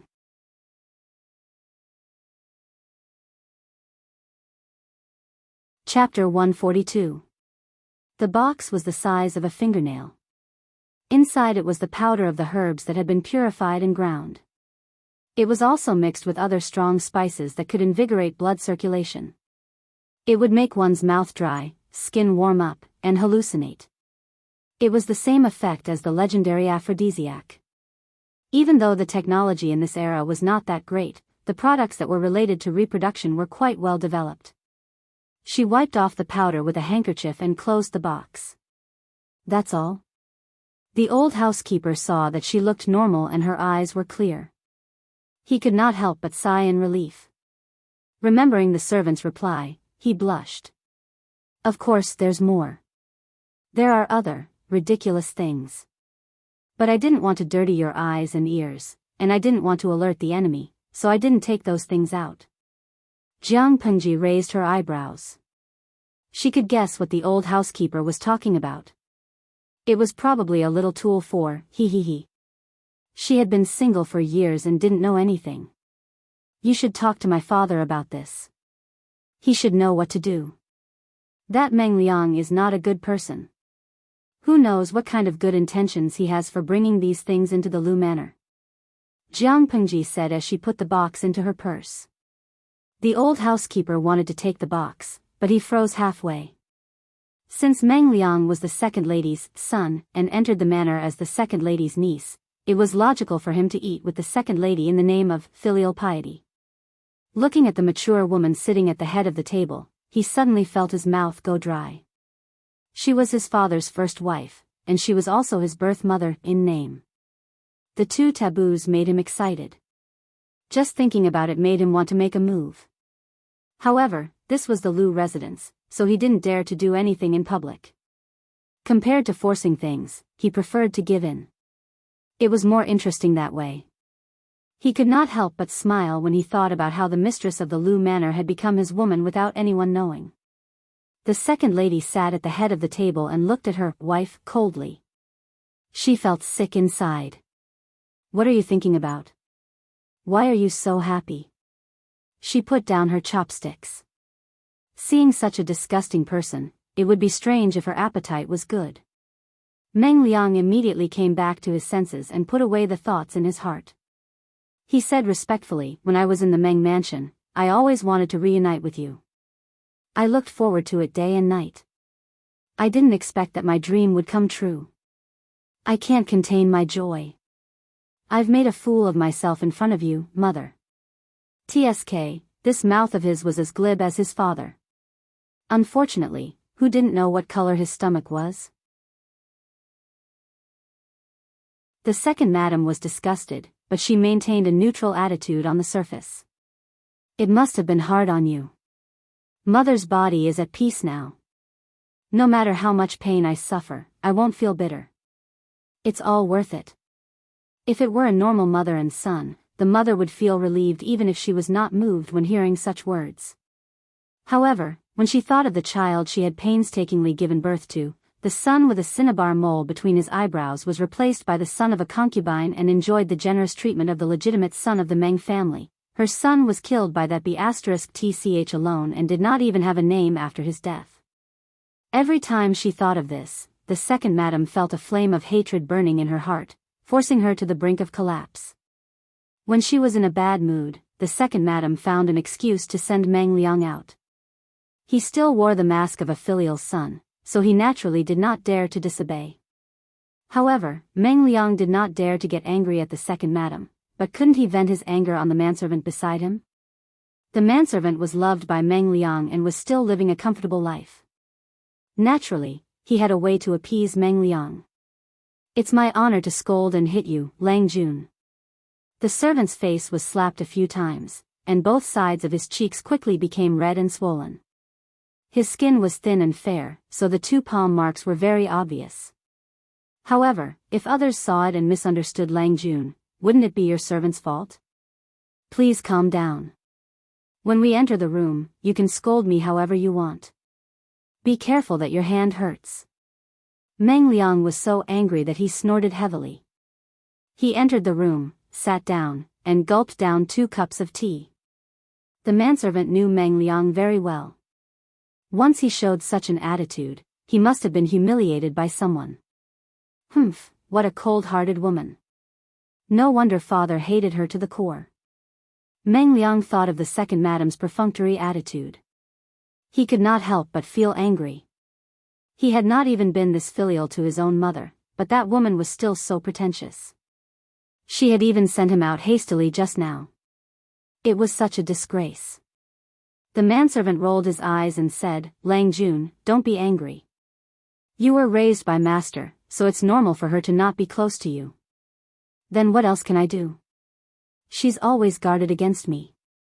She doesn't even drink the porridge I sent her, and she doesn't let me get close to her. The manservant thought about it and said, in my opinion, Lang Jun can be a little more indirect. She fell out of favor not long after she gave birth to her son. Later, she remarried Lu Zhongqing. She cares about Lu Zhongqing's second legitimate son, so it's not like she didn't fall in love with him. It's obvious that she still cares about her son. How about this, Lang Jun, get closer to Lu Lang Jun and be on good terms with him. That way, Madam's attitude will naturally soften. Meng Liang raised his head and looked at the manservant suspiciously. You stupid advisor, do you think this suggestion will work? The manservant let out a sigh of relief. Lang Jun, why don't you give it a try and you'll know. If this doesn't work, it won't be too late for you to settle the score with me. You're that madam's biological son. No matter how cold she looks, she's still on your side. What's more, Lu Lang Jun is the legitimate son of Lu Zhongqing's first wife. If that madam gives birth to a legitimate son in the future, wouldn't her child be inferior to Lu Lang Jun? Seeing that Meng Liang's expression had softened a little, he fanned the flames again. In other words, don't think that madam treats Lu Lang Jun so well. She doesn't even know how much she hates him. No matter how distant you are from her, you're still biological mother and son. Meng Liang thought about it and felt that it made sense. Let's give it a try for now. If it doesn't work, then it's a bad idea. Be careful of your skin and flesh. The manservant smiled and flattered, but he was secretly relieved. He thought that he had diverted the trouble to Jiang Pengji, but he had no idea that he had fallen into Jiang Pengji's trap. She had already dug a few holes for Meng Liang to jump into. She would definitely squeeze out every last bit of value from him and let him die a quiet death. That night, 2 or 3 people quietly sneaked into the farm.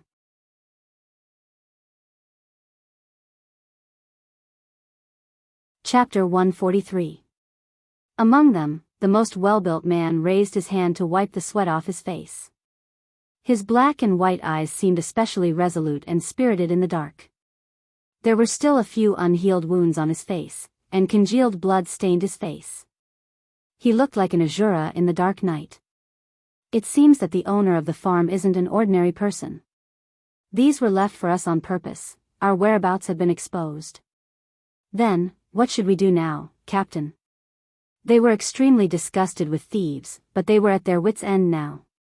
If they didn't do this, the brothers who had escaped with them would either die of illness or from a relapse of their injuries. They had no choice but to do this. They were also very careful, and each household only took a small amount for emergencies.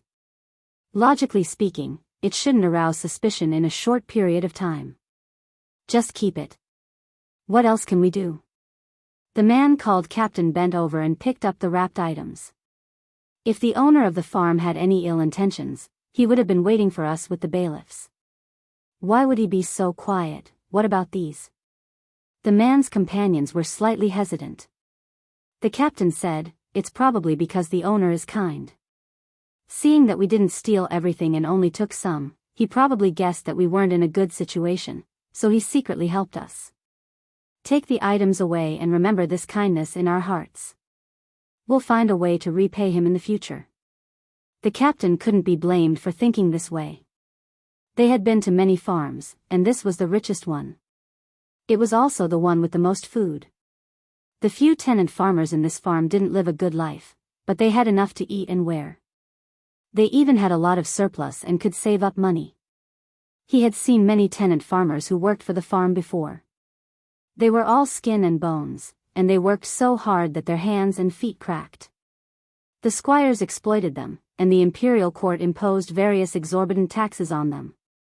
They didn't even have enough to eat a full meal, let alone save up money. Just by comparing the two, he could guess that even if the owner of this farm wasn't a good person, he wasn't evil either. The captain seemed to have a lot of prestige among them. After hearing his words, the others immediately felt relieved. When they took the big bag back and opened it, they found that the owner of the farm was better than they had imagined. Not only were there warm clothes to resist the night wind, bedding, life-saving medicinal herbs, and clean white cloth, there were even 2 portions of streaky pork wrapped in lotus leaves, weighing at least 5 catties. Next to it were some small pieces of bones, which were the best for making soup. Apart from these bits and pieces of food, there were even a few earthenware bowls and chopsticks, a medicinal stove, and more than 2 buckets of rice. These things didn't look precious, but they were extremely meticulous. One of them had sharp eyes and even took out half a tael of silver from the folded bedding. Normally, any one of them would be able to afford these things. However, their lives had fallen to the lowest point, and they could only endure hunger and the torment of illness. It was said that it was easy to add flowers to a brocade, but difficult to provide charcoal in a snowy day. At this moment, he deeply understood the meaning of this saying. For a moment, even those who didn't like to cry the most had their eyes turn red.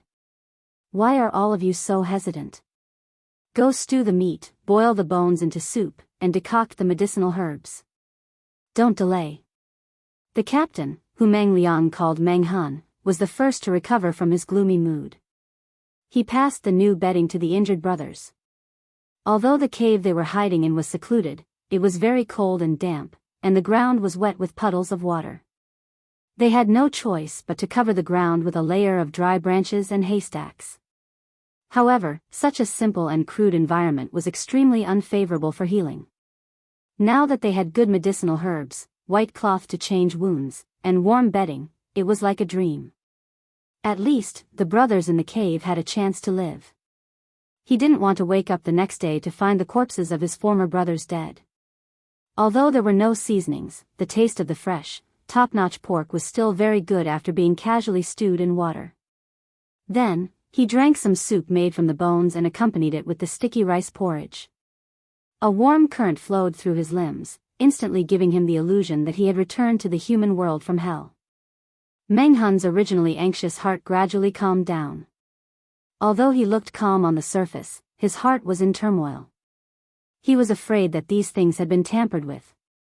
However, after checking, he found that there was nothing wrong with these things, and he couldn't help but feel a little ashamed.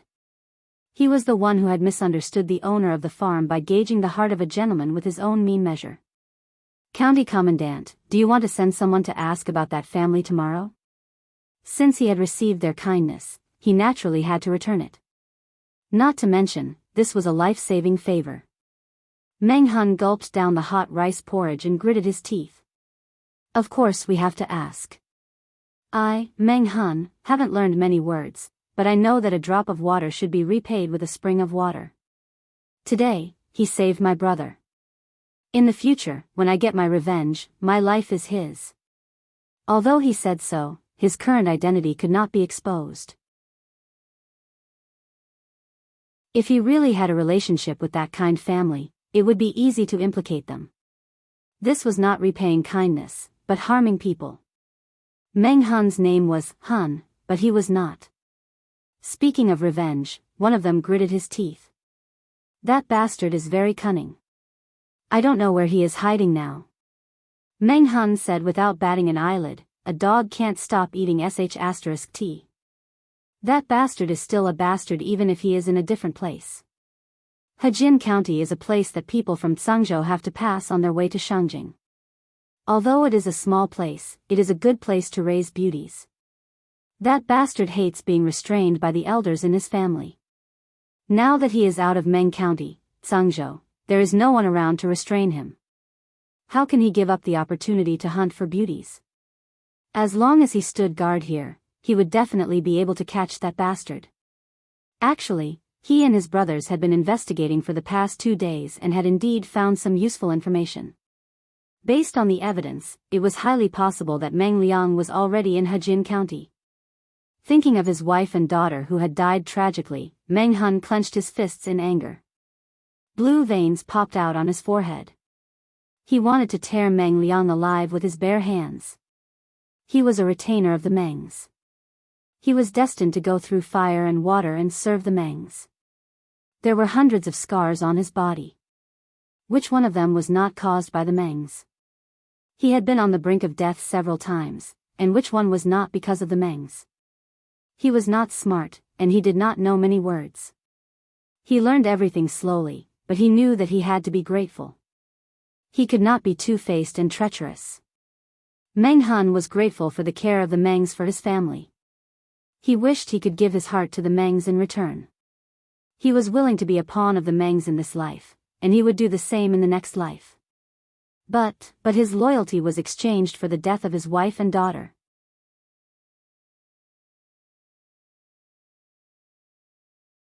Chapter 144.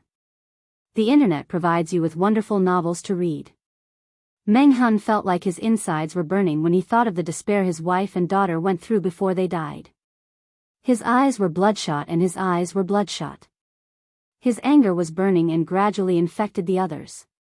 The delicious hot soup in their mouths was tasteless. "Captain, we'll have plenty of chances to get our revenge.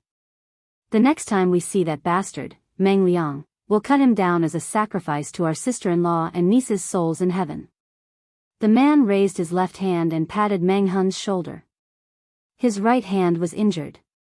He had just cleaned the wound with clean water, applied medicine, and hung a white cloth around his neck. It was not convenient for him to move. "Yeah, my sister-in-law and niece are watching from the heavens. They will definitely bless us to kill that little bastard Meng Liang. Good people deserve good things," another man said in a low voice. He was clumsy and said whatever was on his mind. He was not good at comforting people. Meng Hun was woken up by the force on his shoulder. His face was still gloomy, but he did not continue to indulge in hatred. Seeing Meng Hun's reaction, the others could not help but feel worried. The person who had led them through life and death was this burly, 7-foot-tall man in front of them. The person who had stepped forward to save their lives in times of crisis was also this person. Even though he himself was living a hard life, he still took care of them from time to time. On the contrary, what did the Mengs do?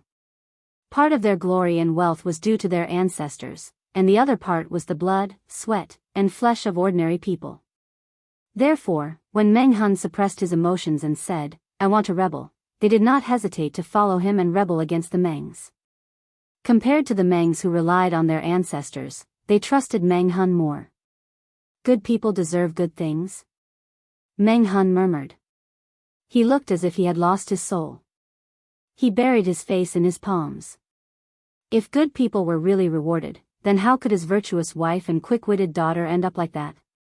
In the hidden cave, the men looked at each other in silence. They all had their own thoughts and tacitly did not disturb Meng Hun. The farm was shrouded in the moonlight and was silent. Nowadays, Su Ke could be considered as a trusted subordinate of the head of the family. He could be considered as the head of the farm. At night, he could light an oil lamp and use the light to organize the training records during the day as well as the various expenses of the farm. If he had enough time, he could even read some classics and history books. Today, after he was done with the accounts, he did not take out his book. Instead, he took off his cloak and draped it over his shoulders. He picked up the oil lamp on the table. Creak, raising his hand to block the wind from blowing out the oil lamp, he made his way to the cubicle next to the kitchen where the ingredients were stored. He lifted the lamp and took a closer look. Sure enough, the things he had prepared were gone. Even the footprints on the ground had been deliberately erased. The gift is light, but the sentiment is heavy. It's good that this gift can be delivered to the bottom of my heart.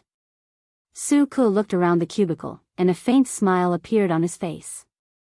Then, he looked a little worried. Tisk, although that's the case, I've spent 6 taels and 7 chien this time. He had used up more than half of it. If he had known earlier, he would have asked for more from Lang Jun. Su Ke frowned. He guarded the oil lamp, closed the cubicle door, and walked back to his room step by step. These days, ordinary people could only taste meat once a year on New Year's Day. The 2 bags of pork belly were expensive. Moreover, he had specially gone to the pharmacy to pick out the medicinal herbs and white cloth. The medicine was effective, but it was also expensive. Those brand new bedding, warm clothes, pottery utensils, and so on, all added up to 6 taels and 7 copper coins. He only hoped that he would not make a mistake this time. If he ended up with a one-way ticket. He felt that it would be hard to appease his Lang Jun, who loved to make trouble. When that time came, he would be the one to face her anger. Su Ke closed the door, blocking out the cold outside. Su Ke moved the charcoal basin slightly closer to himself. The coldness in his body suddenly lessened, and his stiff and cold hands and feet slowly warmed up. Let's see how those people react tomorrow. We'll know then. Su Ke muttered. He used the oil lamp to read a bamboo scroll that he had borrowed from Jiang Pengji's study. Sometimes he frowned, and sometimes he had a sudden realization. He was so immersed in it that he forgot himself. The next morning, the gatekeeper of the Luz yawned as he walked out of the corner gate. Coincidentally, a simple and low-key carriage came from the entrance of the alley. The horse stopped, and the carriage stopped right in front of the Luz door. The gatekeeper rubbed his sleepy eyes and stared at the patterns on the carriage. The corresponding family immediately appeared in his mind. Wasn't that the carriage of the second Langjun's teacher, Wei Gongqiao? Wei Gongqiao was so dedicated. He came to teach Lang Jun as soon as he recovered? The gatekeeper thought to himself. He asked someone to invite the housekeeper over while he went forward to welcome the guest. However, the person who came out of the carriage was not Wei Gongqiao. It was a young man who looked to be in his 20s. The man was tall and wore a new scholarly robe. He had a cloak over his head, and his black hair was tied up neatly with a crown. Judging by his clothes, he should be a scholar. His height alone gave people a natural sense of oppression, not to mention the aura around him. His face was deeper than most people's. He didn't look like someone from the Central Plains, but more like someone from the northern borderline. The young man stepped on the stool and opened the curtain. The person who came out was Wei Gongqiao, the teacher of the Lus. Mr. Gongqiao, we have arrived at the Lus. Qiguan Rang still maintained his cold expression. Perhaps it was because of the light in the day, but the coldness in his eyes was not as strong as it was at night. Wei Gongqiao looked up at the sky and then at the Lu's closed door. Only the corner door was slightly open. The servants saw Wei Yuan and thought that he was there to teach Lang Jun. Who would have thought that he was there to resign? Lu Shi's sleepiness disappeared when he heard the reason for Wei Yuan's visit. He looked serious. But my son is naughty. How did he offend you? Even though he had tacitly agreed to let Jiang Pengji study in Langyi, he did not expect Wei Yuan to come to him to resign. He thought about it and his heart skipped a beat. He was afraid that Jiang Pengji had said something to Wei Yuan in private. Offending someone was secondary. More importantly, Wei Yuan's status and reputation among the Dongqing scholars was not low. If there was no reasonable explanation for the matter, based on the current situation, his daughter was not in the right. A teacher for a day, a father for life. Being a teacher was also a form of filial piety. Wei Yuan smiled. Zhongqing, you don't have to be like this. This is the result of my careful consideration. It's not that Lanting is bad. Qiguan Rang's status and age were not high enough to interrupt their conversation. He simply sat behind Wei Yuan and acted as a backdrop. Qiguan Rang was also surprised that Wei Yuan had brought him to the Lus. He knew that Wei Yuan saw him as his future son-in-law, but it was beyond his expectations that he would be treated so well.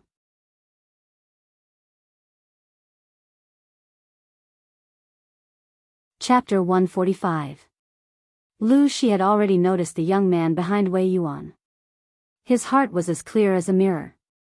Wei Yuan didn't bring the unfamiliar young man over to visit his relatives or simply to go through the motions. He most likely wanted to act as a middleman to introduce them to the young man. However, the topic was about resignation. It had nothing to do with the young man.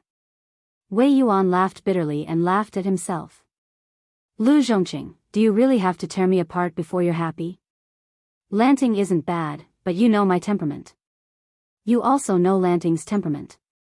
If I continue to teach her, won't I mislead her? You won't be able to get even with me in the future.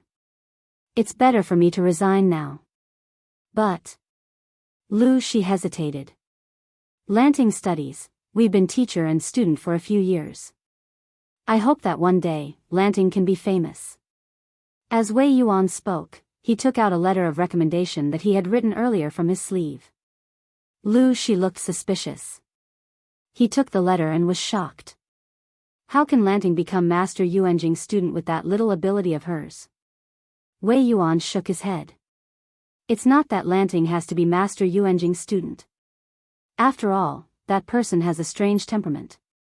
You and I have heard about him. Lanting might not be able to like him. It's just that there are many talented people in Langyi County. There are as many scholars as there are stars in the sky.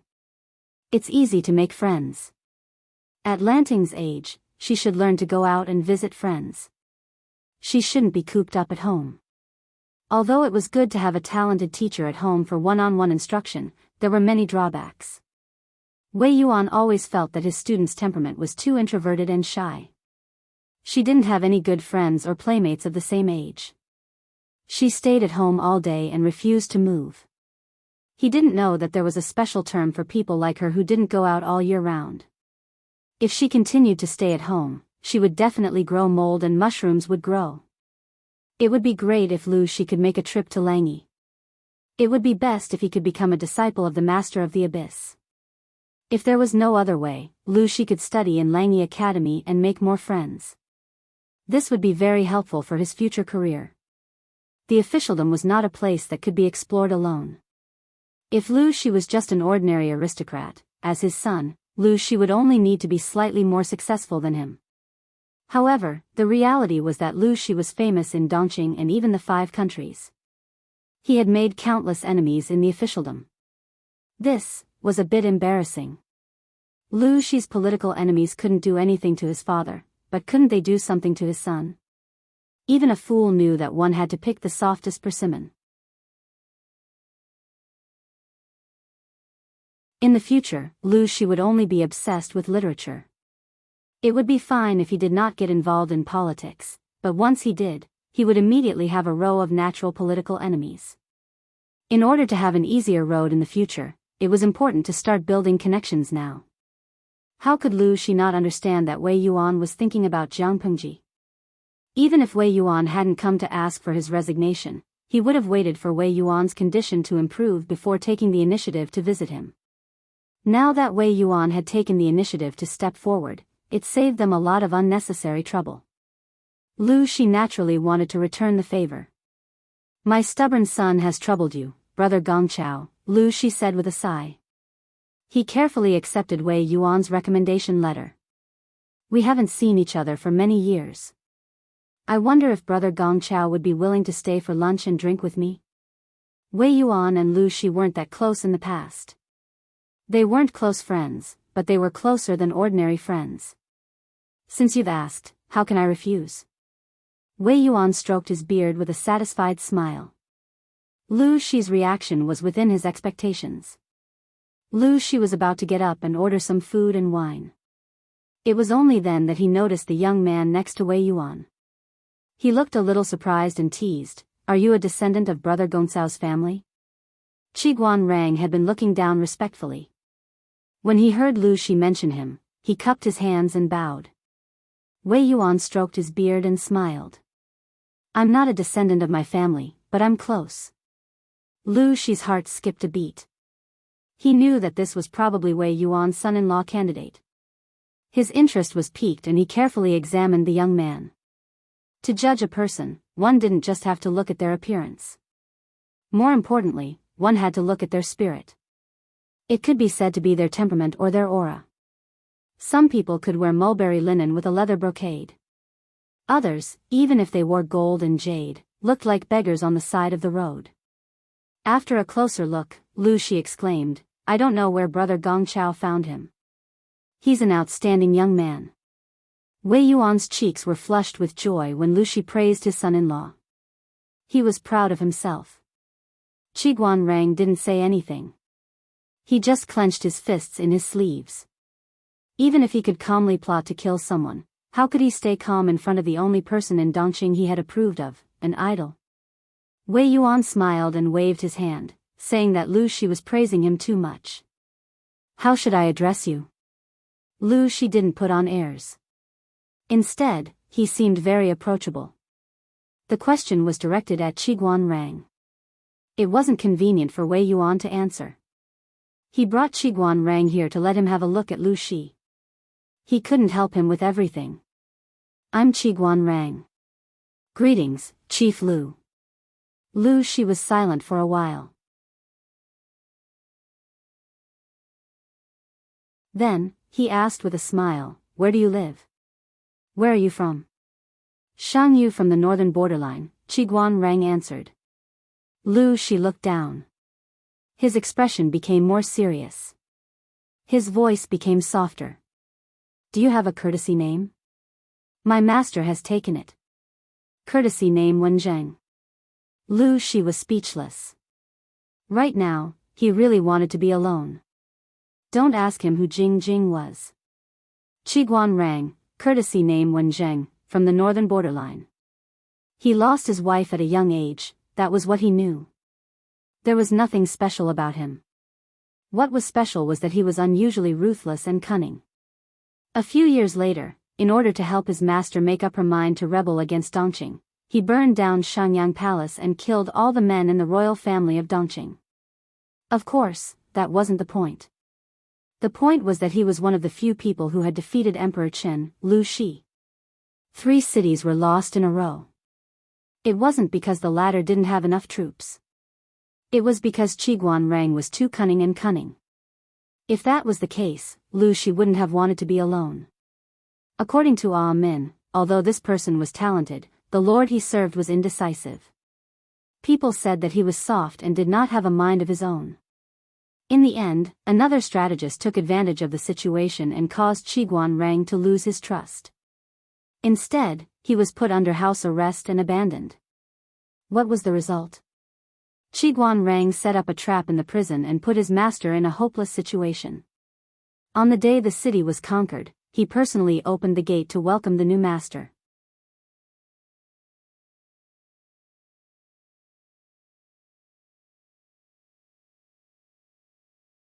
Chapter 146.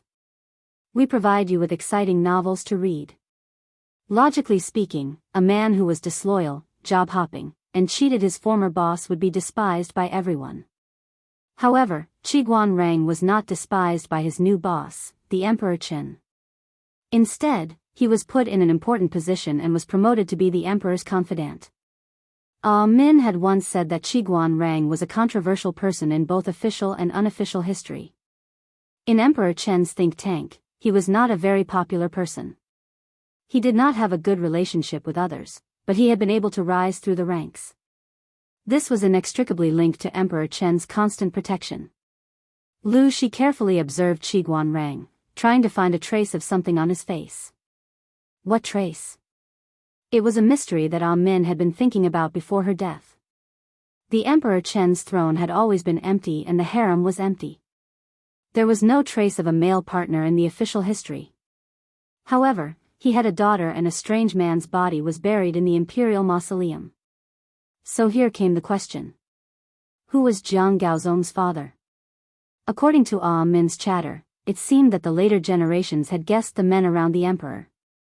There were all kinds of sadomasochism, and each had their own reasons for being on the list. The reason why Qi Guanrang was in the top 10 was because of the emperor's protection and trust in him. This was a privilege that many people did not enjoy. It should be known that Qi Guanrang had done many things. According to the customs of the time, it was not an exaggeration to say that Qi Guanrang would have died 100 times over. If he was disloyal once, he wouldn't die 100 times. How many people thought that Qi Guanrang's loyalty was almost non-existent and that he would stab the emperor in the back? But the emperor's words made everyone shut up. It was even written into the official history and could be verified. In this big world, who can be called a wise ruler other than me? Qi Guanrang had said, a virtuous minister chooses his master. The emperor had said that she was the only wise ruler in the world. In other words, who else would Qi Guanrang be loyal to besides her? Who else could he be loyal to? Lu Shi thought about it a few times, but there was no change in his expression. Instead, he said naturally, Wen Zheng. That's a good name. Good, my ass. Proof, admonition, from the words, the voice. However, if one were to look at Qi Guanrang's future life, only the love and hate entanglement described by Min, would the things he did be worthy of this cousin's name? Qi Guanrang did not know that Lu Shi's heart had completely let go of himself. His mind was full of rich and colorful thoughts, which made people speechless. You don't have to be so restrained. Since brother Gongchao and I are of the same generation, you are also considered to be my junior. Lu Shi changed the topic and said, Lanting told me before that brother Gongcao's family has an extraordinary young man.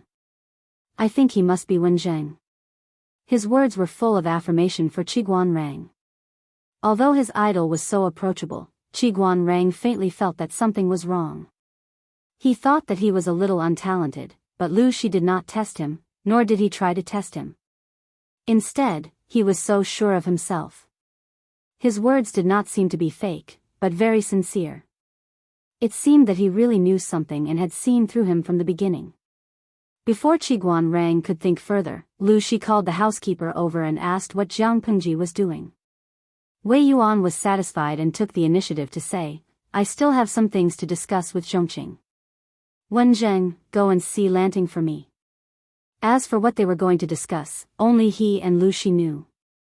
Dongqing was on the verge of collapse, but there were still people living in a drunken stupor. Wei Yuan was anxious and had no choice but to come to Lu Shi to find out what was going on. He also wanted to find out more about Lu Shi's relationship with the Mengs in Song Prefecture's Meng County. Have you seen my father? Qi Guanrang was led to Jiang Pengji's study by the housekeeper.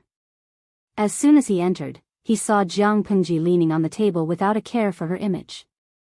Her long hair was tied behind her head and she looked like she had just woken up.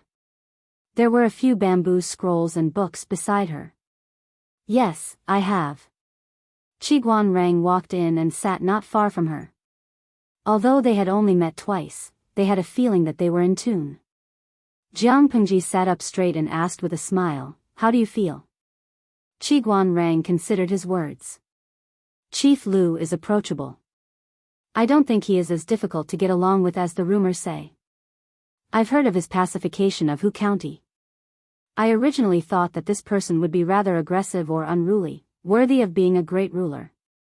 Now that I see it, he seems rather benevolent. So? Jiang Pengji asked. Qi Guanrang touched his forehead with his hand and said with a smile, "It seems that County Chief Lu has an advisor who is quite fierce and ruthless. From what I saw just now, he is gentle, generous, and benevolent. If it were not for his advisor, I think Chief Lu would have taken over Hu County with a gentle approach. He would not have acted so forcefully by suppressing the local gentry in Hu County. As the saying goes, it is easy to change mountains and rivers, but it is hard to change one's nature. If there is no external influence, one's actions will follow a certain pattern." Whether it was Qi Guanrang or Jiang Pengji, both of them could predict a person's reaction to certain things based on their temperament. Hu County was a tumor that was difficult to cure. The only way to survive was to dig deep and eradicate the source of the disease. According to Lu Shi's temperament, if there was no advisor, Jiang Pengji believed that he would choose a gentler approach. Maybe. But father is not interested in bringing official business into the mansion. I have never heard of the advisor you mentioned. Tell me, what did father say to you just now? What was his expression like? Jiang Pengji usually made friends based on her intuition and judgment. Qi Guanrang had the same temperament. The two of them were surprisingly compatible in some aspects. They felt like old friends when they first met. Qi Guanrang had a deeper feeling about this. Jiang Pengji he thought for a while and described the scene of their meeting. So, father is quite satisfied with you and pays attention to you? Qi Guanrang's cold face showed a hint of self-mockery. He was clear about his own status. If Wei Yuan had not thought highly of him and wanted to find a son-in-law, he would have been just a commoner at the border. Half of his blood was from the northern borderline. His social situation and status would have been awkward. When he was young, he was often humiliated by the children around him as a bastard. He did not want to admit that he was lowly, but he had to admit that others would think that he was lowly and despicable. Lanting, you think too highly of me. I am just a commoner. How can I make Chief Lu look at me in a different light? Jiang Pengji said casually. Does Qingjing think that there is nothing about you that is worthy of being looked at? Qi Guanrang was speechless. He subconsciously wanted to hold his feather fan tightly, but he realized that he did not bring it with him that day. You have me in a circle. Even if it is a humble statement, it does not make me feel that I am incompetent. That's right. You are talented and capable. Why can't my father look at you differently?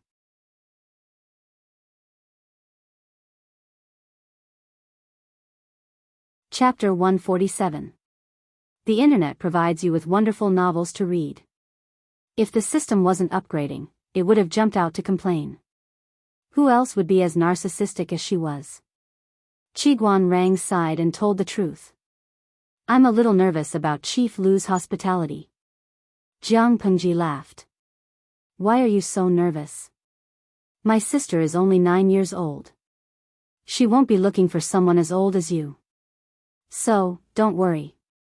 It's good for you that he thinks highly of you. Just accept it. Qi Guanrang was speechless. She had a point. Unlike Feng Jin, who was rendered speechless by Jiang Pengji, Qi Guanrang was not afraid of her at all. Look at that mouth of yours. I wouldn't be surprised if someone taught you a lesson because of your blabbermouth one day. When Jiang Pengji teased him with a son-in-law joke, he really wanted to teach her a lesson. Jiang Pengji opened her eyes and smiled. TSK, you really don't know how to play to your strengths and avoid your weaknesses. Qi Guanrang was suspicious. Play to my strengths and avoid my weaknesses? Those who can out-talk me can't beat me in a fight. Those who can beat me haven't been born yet. Qi Guanrang was speechless. He suddenly wanted to be alone. Jiang Pengji frowned and asked Qi Guanrang, how do you plan to deal with that? Although she did not say it explicitly, Qi Guanrang understood her meaning and instantly understood what she was referring to. It's a bit difficult. The Mengs obviously want to protect Meng Liang. I'm afraid Gong Chao alone won't be able to do anything. Unless... Qi Guanrang rolled his eyes and smiled darkly. I can't do it openly. I'll have to resort to trickery. Without the protection of the Mengs, who would care about Meng Liang? Do you have a plan? Jiang Pengji asked. Qi Guanrang thought for a moment and said, I heard that after the Meng family army appeared to quell the rebellion, the county governor's manor disappeared without a trace. No one knows if he's dead or alive, and there aren't many rumors about him. I have a guess. What would the county chief do if he's not dead? I've asked the merchant about the county military officer in detail, so I have some confidence in my speculation. She paused for a moment before continuing, based on that county captain's character, I'm afraid he won't let this go easily. How could he let go of the culprit, Meng Liang, if he could burn down the prefectural governor's mansion and betray the Meng family? Perhaps that person is just hiding his tracks to hunt down Meng Liang. In other words, if Meng Liang is in Hejin County, the county captain is most likely in Hejin County as well. Jiang Pengji listened attentively to Qi Guanrang's words, then laughed. So, Wenjing wants to kill with a borrowed knife? He openly admitted, Mr. Gong Chao is no match for the Meng family. If you want to take revenge, you can't expose yourself. If he were to be exposed, even if he had a belly full of anger, he would have to suppress it and endure it. If Wei Yuan did not have the confidence to extricate himself from this matter, the Mengs would take revenge on him. By then, his family would be ruined and the price to pay would be too high. Based on these considerations, Wei Yuan had to think it over carefully. Jiang Pengji said, Wenjing's thoughts coincide with mine, but I think it's a loss if it's just this. A loss? Why do you say that? She stood up and said to Qi Guanrang, Wenjing, follow me somewhere. You'll know when you see me. She thought they were going to the Luz, but she had someone prepare a carriage and they drove out of the city. Jiang Pengji did not say a word along the way. Qi Guanrang saw it and closed his eyes, pretending to take a nap. The carriage steadily drove out of the city and toward the farm. The road was bumpy. But the shock absorption system of the carriage was pretty good, so the bumps were bearable. When the driver stopped the carriage and brought out the stool, Qi Guanrang finally lost his cool and asked, What does Lanting want me to see? You'll know in a moment. Come on time, come on time. Look over there. Jiang Pengji jumped out of the carriage willfully, but Qi Guanrang stepped on the stool in a polite manner. Looking in the direction that Jiang Pengji was pointing, he saw more than a dozen figures running out from the dense forest. The weather was cool, but they looked like they had just been fished out of a river. Their clothes were soaked with sweat and stuck to their skin, revealing the contours of their muscles. Their lips were pale, and sweat kept dripping down their cheeks. Taking a closer look, he found that these people's shoulders were covered with a layer of cotton wool, and they were carrying a bamboo basket on their shoulders. Looking at their strenuous movements, the sweat on their foreheads, and the depth of their footprints, it could be seen that the weight in the basket was quite considerable. These? Qi Guanrang was confused. The troops. Mine. Jiang Pengji gave a brief explanation. The dozen or so people jogged past them as if they did not see the two of them. Their panting sounds could be heard. Wenjing, take a look and see if these people are lacking something. Qi Guanrang took a closer look. Why isn't there a leader? At this point, he subconsciously paused and suddenly tilted his head to look at Jiang Pengji. There's no spirit. It doesn't look like training. It's more like they're being tortured. To them, it's just a mission, not a fight for their lives. They're still missing a leader who can unite them. Are you saying, you want to? Aren't you afraid of the Meng's revenge? Qiguanrang sucked in a breath of cold air. Even though he had an arrogant personality, he was still shocked by her audacity at this moment. She had hinted very clearly that she wanted to recruit the captain who had escaped. So what? Jiang Pengji said indifferently, they relied on their ancestors to get to where they are today. They don't think about improving themselves, and each generation is more useless than the last. Who knows, when the nest is overturned, there will be no unbroken eggs. Dongqing is in danger, and the Mengs can't do anything about it. Qiguanrang was so shocked that he forgot to speak. He had thought about her words thousands of times in his heart, but he did not dare to say that the country was about to pass away. Jiang Pengji snorted disdainfully. As far as I know, the 4 factions of Nanman and Nanxing are going to have a winner soon. Do you think that Dongqing is connected to Nanxing and has internal and external troubles? If Nanxing is defeated and asks for help, can Dongqing still stay out of it and live peacefully? If Nanxing was destroyed by the 4 factions of Nanman, Dongqing would have to face the joint attack of the 4 factions of Nanman and the 3 tribes of the northern borderline. In order not to fall into such a situation, if Nanxing came to ask for help, Dongqing would have to lend them. Here was the problem. Dongqing emphasized culture and restrained martial arts. The only military general they could send out was the residence of the Count of Jinbei. Furthermore, the current government was eyeing the military power and the residence of the Count of Jinbei and saw them as a thorn in their side. Was there still a chance to turn the situation around?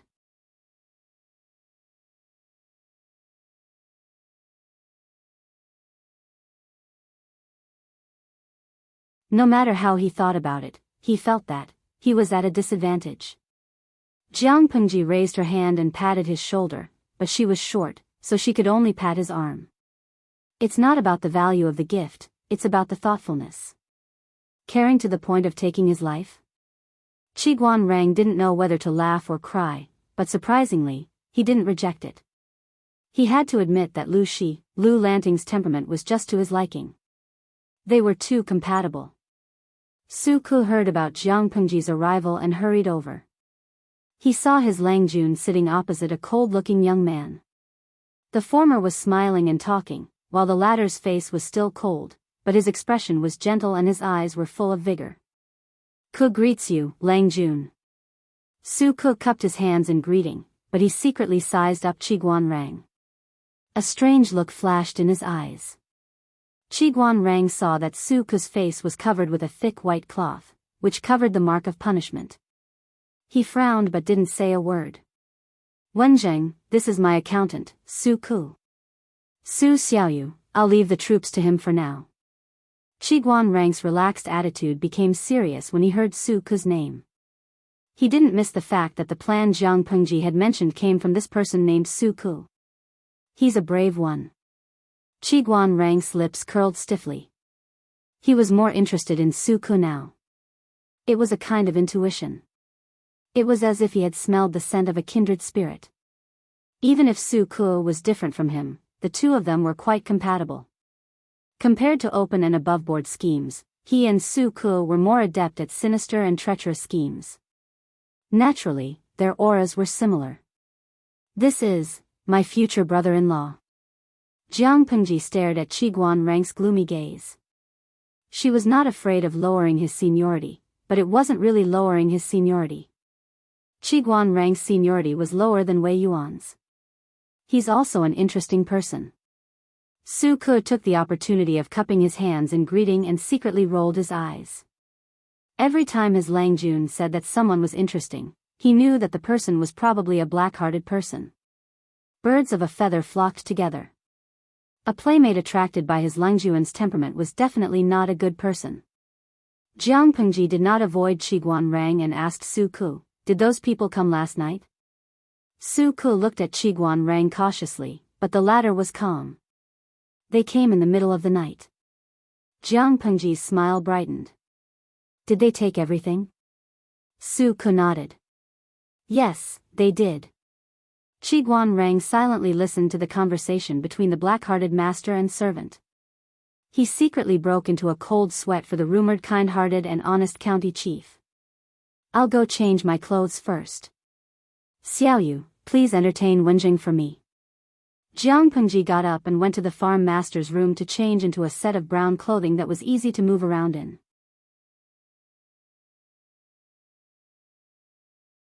She was wearing layers of clothing that were complicated and gorgeous, but it still could not change the fact that the bottom part of her clothing was exposed.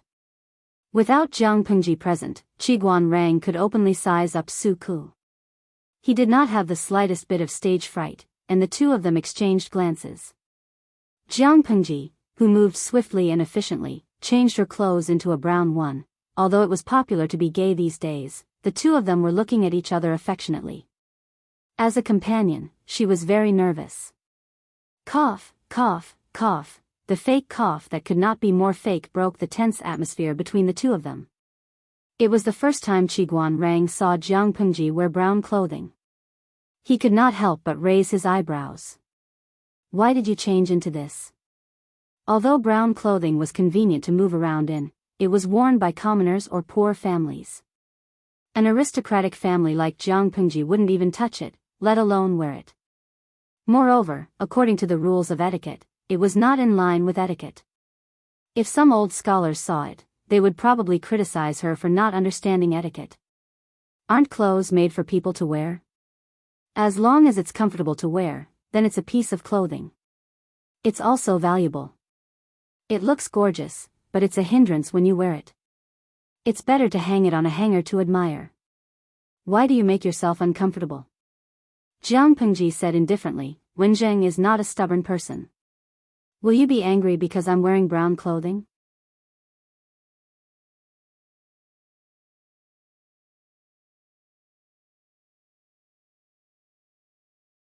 Chapter 149. When the child heard this voice, he subconsciously stopped sobbing and looked pitifully at the other person with his large, watery eyes. Then, with a loud wail, he turned around and crawled 2 steps towards his friends. Although these children were young, they were very vigilant. In today's world, there were many people who actively sold their children, and there were also many people who racked their brains to kidnap other people's children and sell them. There were only a few tenant farmers in the entire farm, and they were all familiar with each other. When they saw a strange man, and such an ugly one at that, how could they not be shocked? The children screamed and ran in all directions, attracting the attention of the adults who were doing farm work nearby. Nowadays, there were too many black-hearted traffickers who abducted and sold children. Women often gathered together to talk about family trivia. Most of the content was related to trivial matters like rice, oil, salt, soy sauce, vinegar, and tea. Most of the gossip was about which family's child was taken away by a wolf, or whose child was secretly stolen and sold by a trafficker because the adults were not paying attention, causing the family to be forcibly separated from the flesh and blood.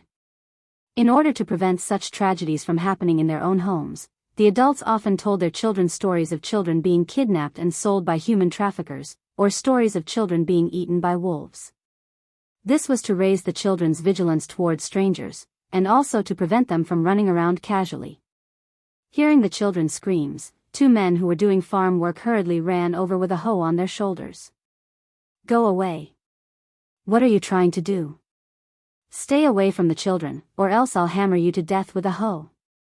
One of the tenant farmers threatened with the hoe in his hand, while the other protected the frightened children. The 2 of them stared at the black-faced man as if he was a human trafficker. "I'm telling you, this is a noble's farm. If you don't want to die, stay away."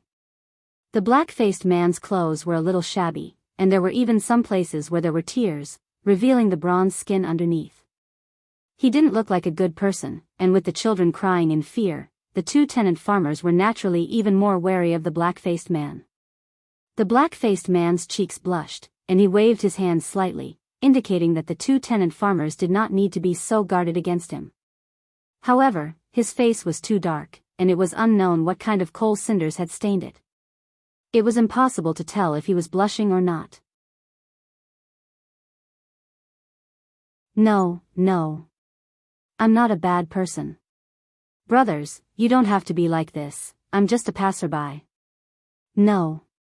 Don't be like this. He moved a little closer, but not only did the two tenant farmers not dispel their suspicions, they became even more vigilant. Not to mention anything else, this black-faced brawny man in front of them was extremely tall and sturdy. He was taller than them by a whole head, with a stocky back and a stocky waist. Even though he was wearing extremely shabby sackcloth clothes, it still couldn't change his oppressive aura. One of the tenants gave the other a look and said, "Since you're just passing by, then hurry up and leave." The black-faced brawny man rubbed his hands and said in a slightly uneasy tone, This. Can I borrow some water to drink? I've been traveling for a few days, and my straw sandals are worn out. I haven't eaten much either. I don't know if the two of you can do me a favor." Only then did the two tenant farmers notice that the straw sandals on the burly man's feet had been worn out to the point that they had no soles. A few black toes were exposed, and when they noticed that they were staring at them, they moved uneasily. There were even some blisters mixed with blood on them. Seeing the black-faced brawny man's pitiful appearance, and knowing that he really didn't have any ill intentions, the two tenant farmers softened their hearts. It wasn't easy for anyone these days. After the alarm was lifted, one of the tenant farmers secretly heaved a sigh of relief. As long as he wasn't a trafficker or a bandit from the nearby mountains, everything would be fine. The atmosphere of the farm was simple, and they took good care of the travelers who passed by. It was normal for them to borrow some water. "Your feet are worn out. If you don't mind, you can wear my shoes first." As he spoke, one of the tenant farmers took off a clean straw sandal from his shoulder and gave it to the black-faced brawny man, indicating for him to put it on. Because straw sandals were very expensive to work in the fields, the tenant farmers were used to having an extra pair when they worked in the fields. This is too much." The black-faced robust man put on a bashful expression, appearing extremely embarrassed. However, under the other party's enthusiastic request, he finally carefully put on the clean, clearly new straw sandals.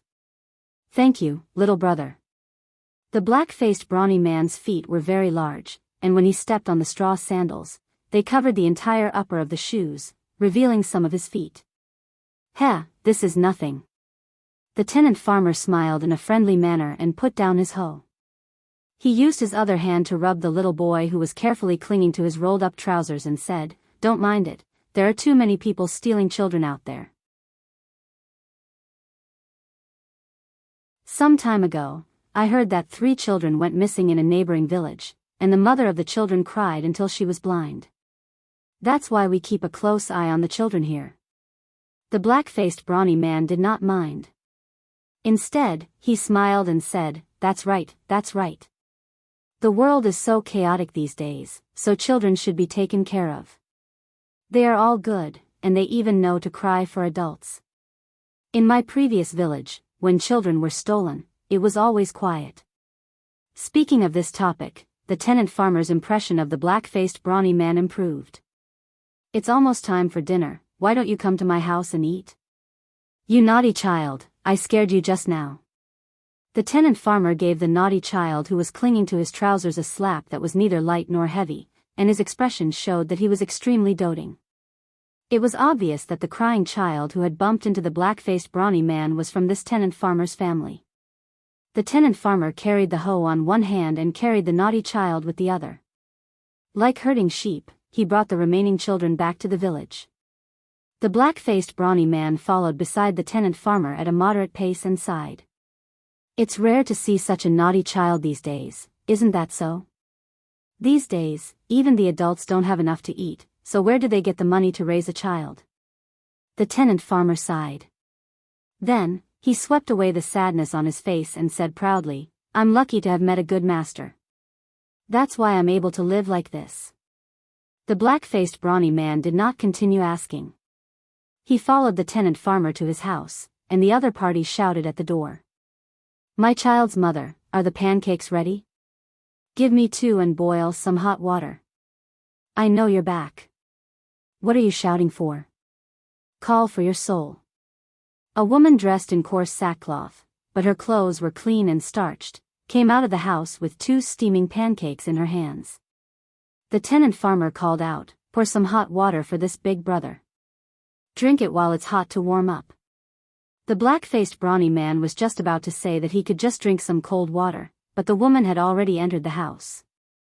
As she walked, she shouted, "You're the only one who's rich. You have to boil water, and the firewood at home is free. Didn't the master say that drinking raw water is bad for the body? I just asked you to boil water, and you're still being stubborn."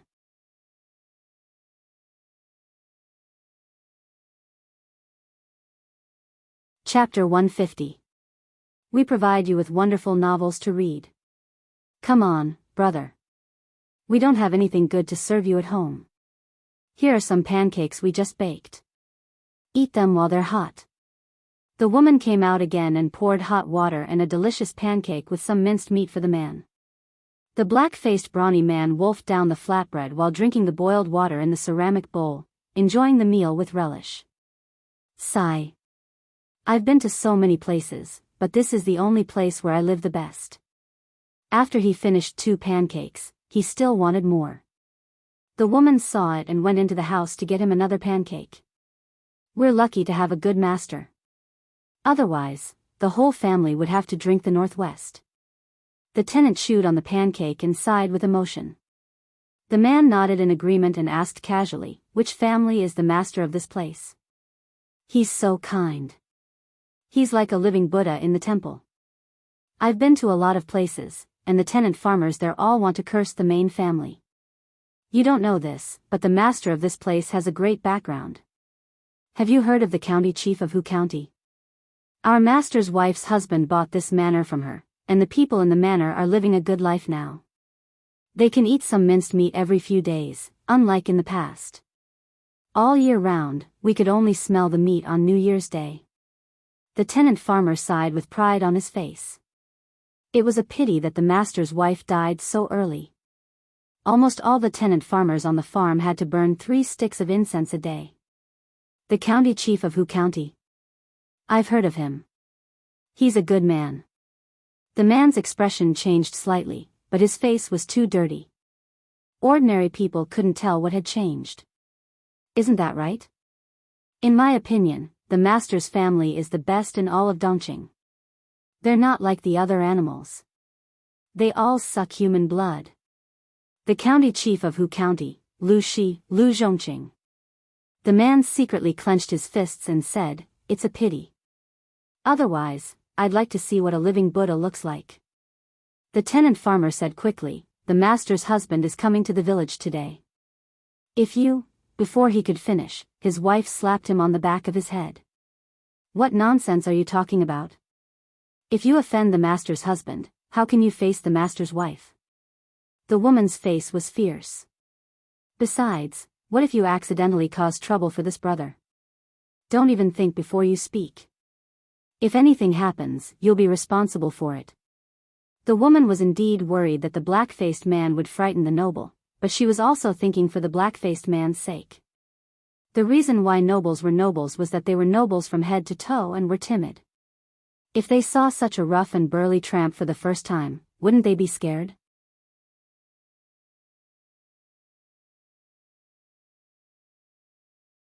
She didn't know why Qiguan Rang and Su Ke were interested in fishing. The fish at this time of the year are just right. The meat is juicy, and the fish in Hejin County has a lot of bones. Fishing in spring is also very elegant. Su Ke smiled and thanked the tenant farmer for the fishing rod. The man was so shocked that he quickly waved his hand and said that it was fine. "You're a landlubber. Be careful not to get caught by the fish." Jiang Pengji moved the stool to another place. "Then you guys can continue fishing. Lanting, aren't you coming to play?" Qiguan Rang asked. Jiang Pengji was too lazy to look up. She rested her chin on her hand and said with certainty, "I can't catch any fish." "Then I won't play." Qiguan Rang was amused by her words. No matter how bad one's fishing skills were, there would always be a catch if one was patient. However, he did not know that Jiang Pengji was not being modest or lazy when she said that.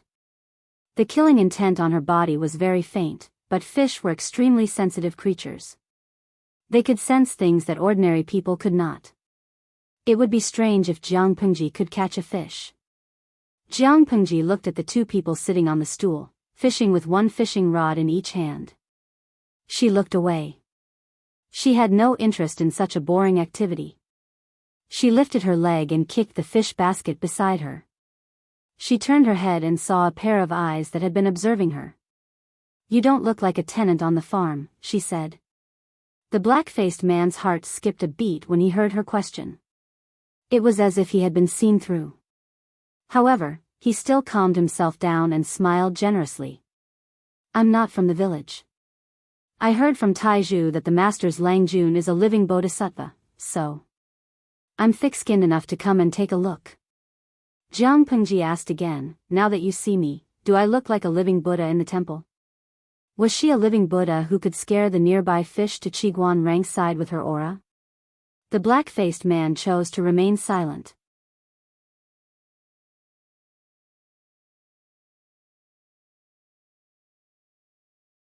Chapter 151.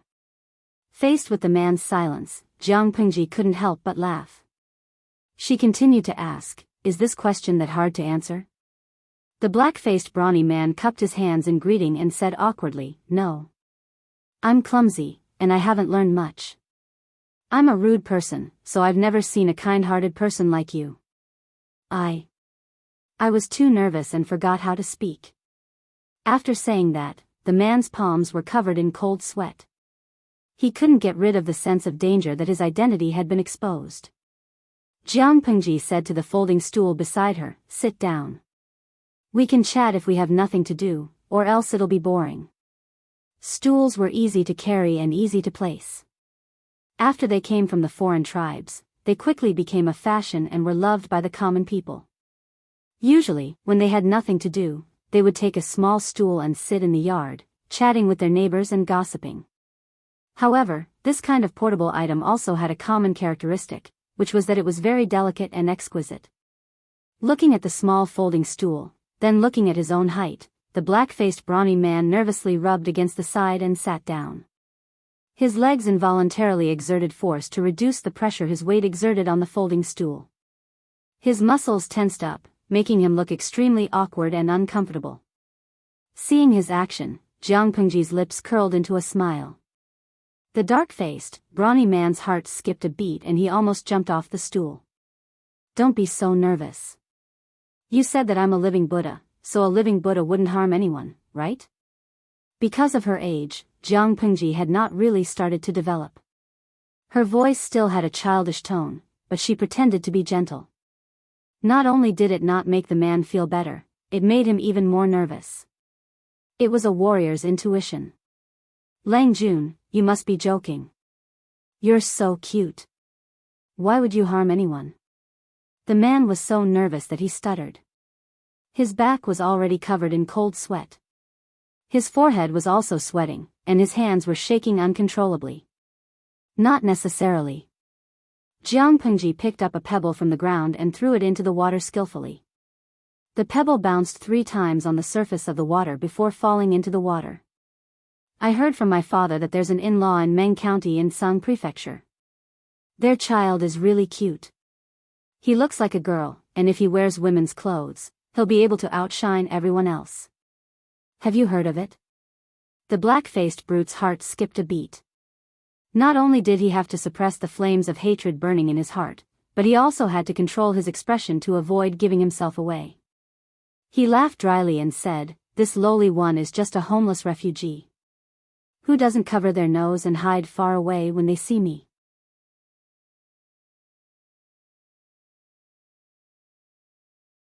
"I've already eaten 1 meal today, so how could I have the chance to hear about the matters of the nobles?"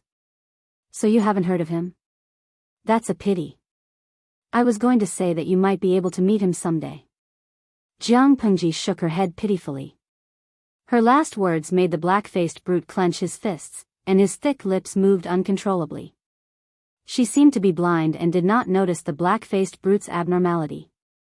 One of her hands was skipping the pebble in the water, and the other hand was supporting her chin on her knee. "I originally thought that a man looks like a girl was just a rumor. No matter how beautiful a man looks, he's still a rough man. He can't be compared to a real girl. I didn't expect to see him in person 2 days ago, and he's even more beautiful than a fairy. The black-faced brute had mixed feelings. He was afraid that Jiang Pengji would see through his identity. He was ecstatic that he had found Meng Liang's whereabouts, but he was also furious. His hatred almost made him lose his mind. But in the end, he regained his senses. They were in Hejin County, and since the person in front of him was Lu Shi's son, there was no way he could do anything to him. Meng Liang was hiding in the Lu's house, which was indeed a difficult task. If he acted rashly, he was afraid that he and his brothers would be killed. Because of his emotions, his voice was a little hoarse. He said with difficulty, "This lowly one is afraid. Afraid of what?" Jiang Pengji smiled and patted the man's left shoulder with the back of her hand. She said in a flirtatious tone, "You can come to see me, a living bodhisattva, out of curiosity. Why don't you have the curiosity to see a real fairy?" The black-faced brute was dumbfounded. The conversation between the two was very quiet. Qiguan Rang and Su Ke were fishing more than 20 meters away, so naturally, they could not hear what they were talking about. But Qiguan Rang was a smart man, and Su Ke was a reserve soldier who was about to evolve into a smart man. The two of them were not easy to deal with. They could not hear what the two were talking about, but it did not stop them from guessing. Smart people had that kind of confidence. I'm really worried for the county military chief. Lanting is starting to be naughty again. Qiguan Rang stared straight ahead. He did not even turn his neck. He looked straight ahead, as if he was very serious about fishing. Su Ke wanted to complain, but Jiang Pengji was his superior, and she had super sharp ears.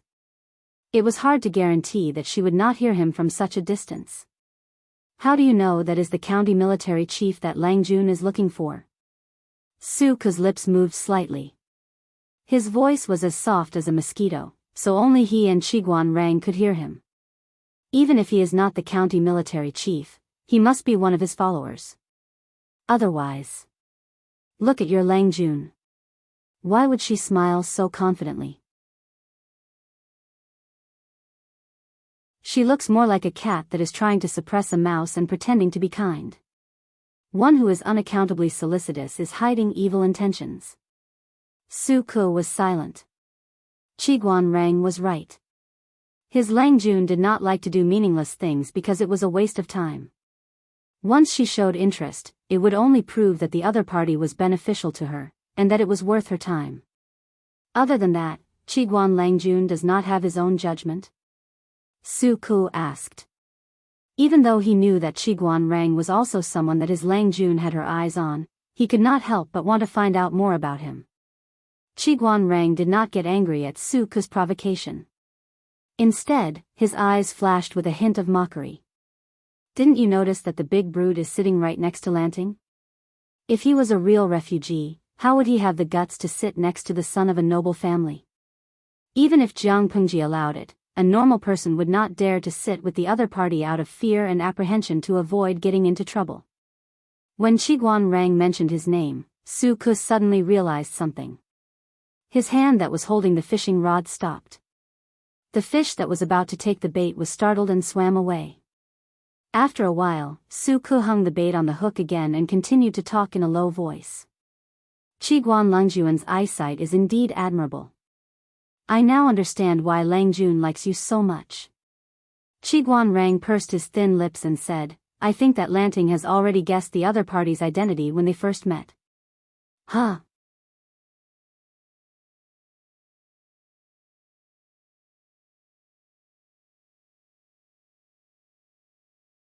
Chapter 152. Su Ke heard his words and raised his eyebrows. Does that mean that Qiguan Lang Jun was once a victim? Qiguan Rang strangely chose to remain silent. He was indeed a victim, but he still did not know how Su Ke knew so much just by meeting him. However, Qiguan Rang vaguely knew something after witnessing this person trick the county commandant. That person's eyes could truly be said to be able to see through the finest details.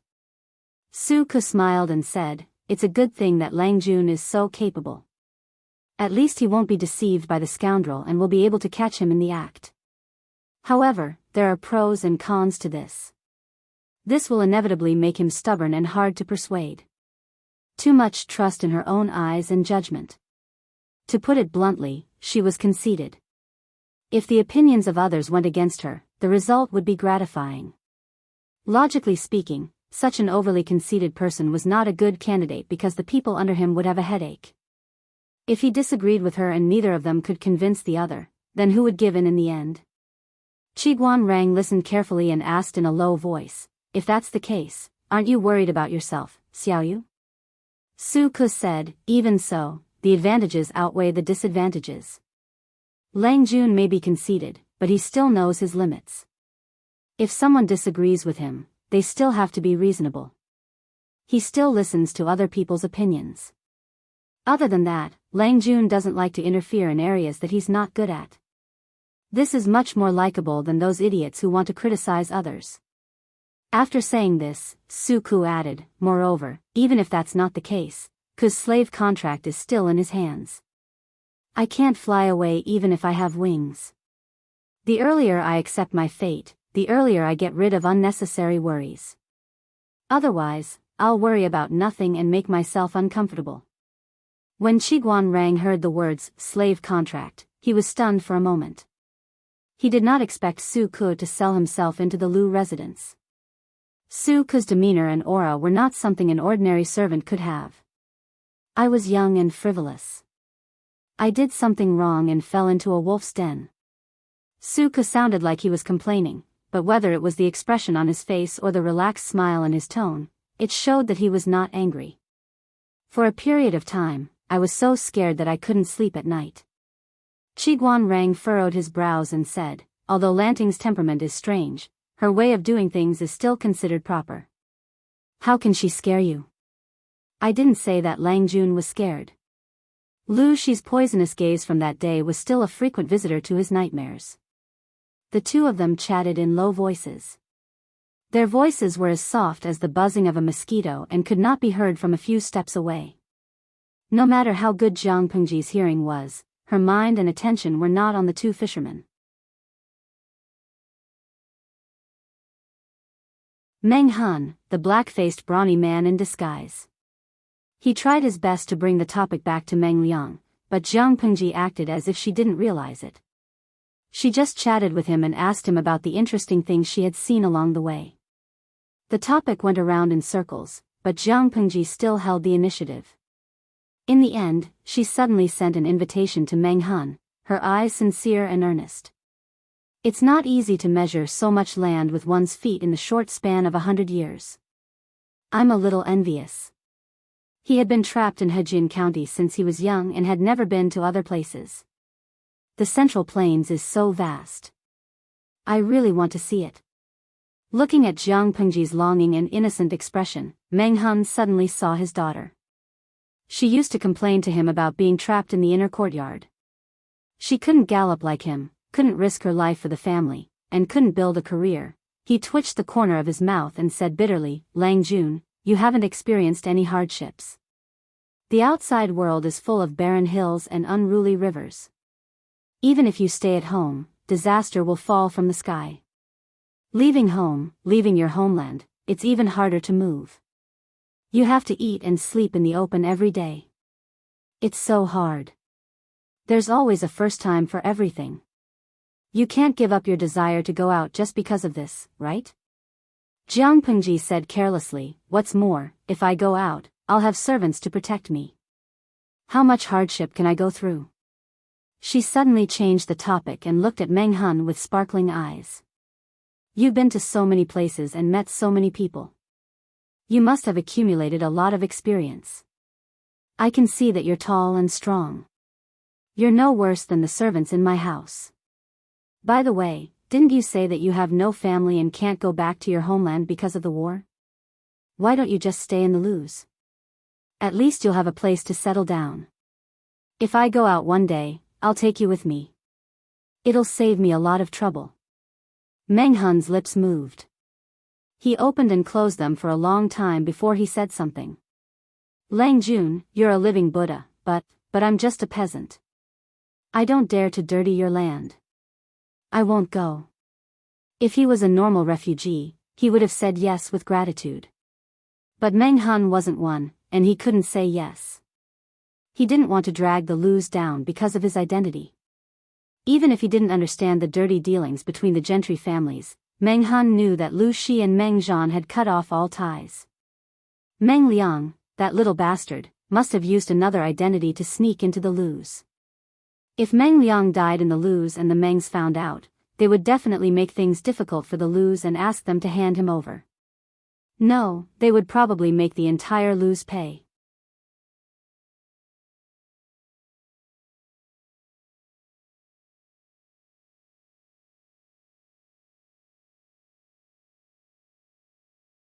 Chapter 153.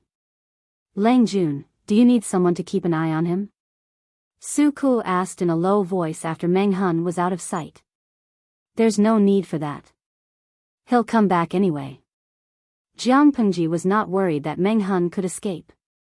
After all, Meng Liang was still in the Lu residence. With Meng Han's current ability, he could not ignore the Lu residence and kill Meng Liang. Oh. Qiguan Rang said, why are you so confident? Why can't Meng Han wait for Meng Liang to leave? Jiang Pengji sneered. First, the Lu residents and the Mengs are not on good terms. They might not be willing to protect Meng Liang. Meng Han still has a small chance of succeeding. If Meng Liang contacts his entourage, he will be protected by them. With Meng Han's current manpower, it will be impossible for him to kill Meng Liang. So, if he wants to make a move, now is the best time. Qiguan Rang was speechless.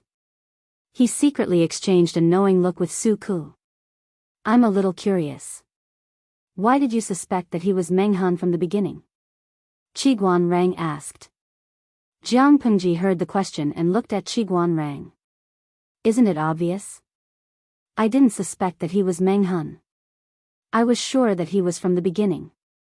Even if he deliberately disguised himself, his technique was clumsy and there were flaws everywhere. Qiguan Rang cupped his hands and asked, flaws? I wonder if Lanting can clear my doubts. I don't know if any of you have noticed, but the area between his thumb and index finger, that is, there are obvious calluses. That's the mark left behind by playing with weapons like swords, spears, swords, and halberds for a long period of time. He has the waist of a bear and the back of a tiger, and the muscles on his upper arms are knotted. His clothes are old and tattered. He looks like he's down and out. But because of that, his wounds are exposed. There are a lot of deep wounds. From the wounds, we can roughly determine what weapon caused them. After Jiang Pengji finished, she added, from this, we can determine the occupation of the other party. Other than that, although this person's toes have bloody blisters from walking, the marks are very fresh. They should have been made recently. The calluses on her feet are old and thin, which means that she once had a hard time. However, it didn't last very long. After that, the boots she wore were all soft and comfortable. Her living conditions improved a lot. Although there are calluses, they aren't thick. Not only that, he is literate. There are traces of painstaking practice on his right hand. If one started to practice calligraphy from childhood, even the most inattentive and crafty students would have their knuckles slightly deformed. The degree of deformity varied from person to person. However, although this person's fingers show signs of calligraphy practice, the knuckles are not deformed.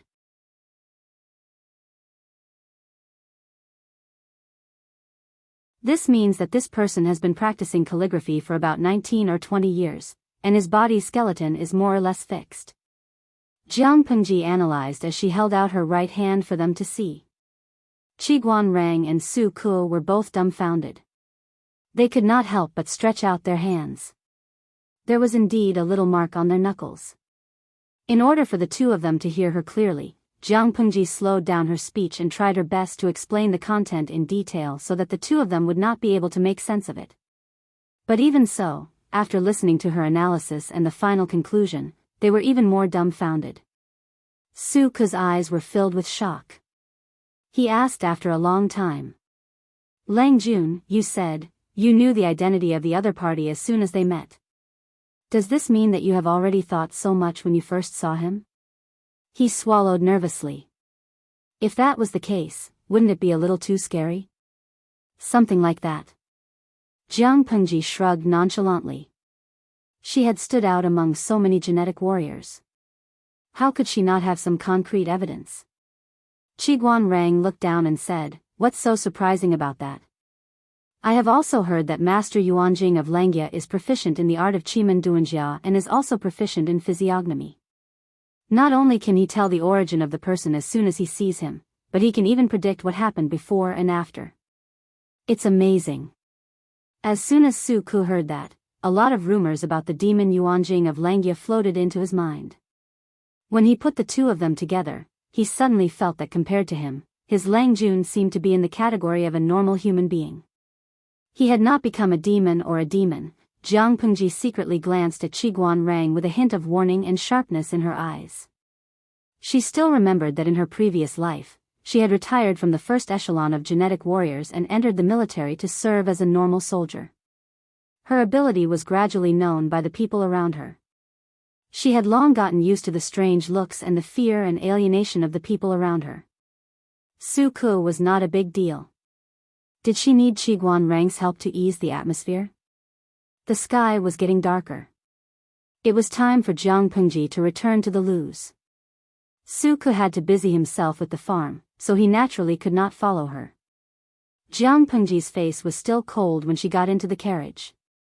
Qiguan Rang clicked his tongue and patted Su Ku's shoulder. "Young man, good luck." Su Ku was confused. What the hell was with Qiguan Rang's pitiful expression? Jiang Pengji felt that the carriage was already moving. She said coldly, "Next time, you don't have to be a busybody." Qiguan Rang shook his head disapprovingly and said meaningfully, "Lanting, that's not right." "What's wrong?"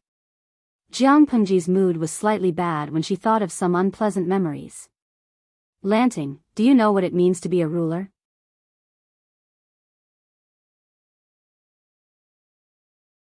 Jiang Pengji squinted her eyes and looked at him with a complicated expression. "Continue." Qiguan Rang continued, "You can't be stubborn and refuse to listen to others. It's important to open up a wide range of opinions. You can't lose yourself. Otherwise, if your subordinates have different opinions, how will the ruler make a choice? You can't be too close to your subjects to avoid messing up the hierarchy. You can't disobey orders and prohibitions. But you can't be too distant and lose the people's trust. In my opinion, ruling a country and ruling a family have the same effect." After saying that, Qiguan Rang asked, "If Xiao Yu is really afraid of you, will Lanting let him be?" Jiang Pengji was silent. Lu Shi's words appeared in her mind. "Lanting, you have to learn how to be a ruler. Your eyes can see so many things. This is something that others don't have, and it's also your unique advantage. You should make people respect you, not just fear you. It's a difference of one word, but it's a world of difference." Qiguan Rang didn't care how much Jiang Pengji would listen to him. After all, he had already said it. The so-called way to be a ruler did not have a very specific or general description. It all depended on one's understanding and experience. Su Ku was not fully grown yet. His words and actions were inevitably not comprehensive, which made Lanting feel apprehensive. Lanting had a stubborn temperament. She did not care why Su Ku had such a reaction, nor would she take the initiative to point it out. It was fine if it happened once or twice, but if it went on, it was hard to guarantee that it would not leave a hidden crack between them.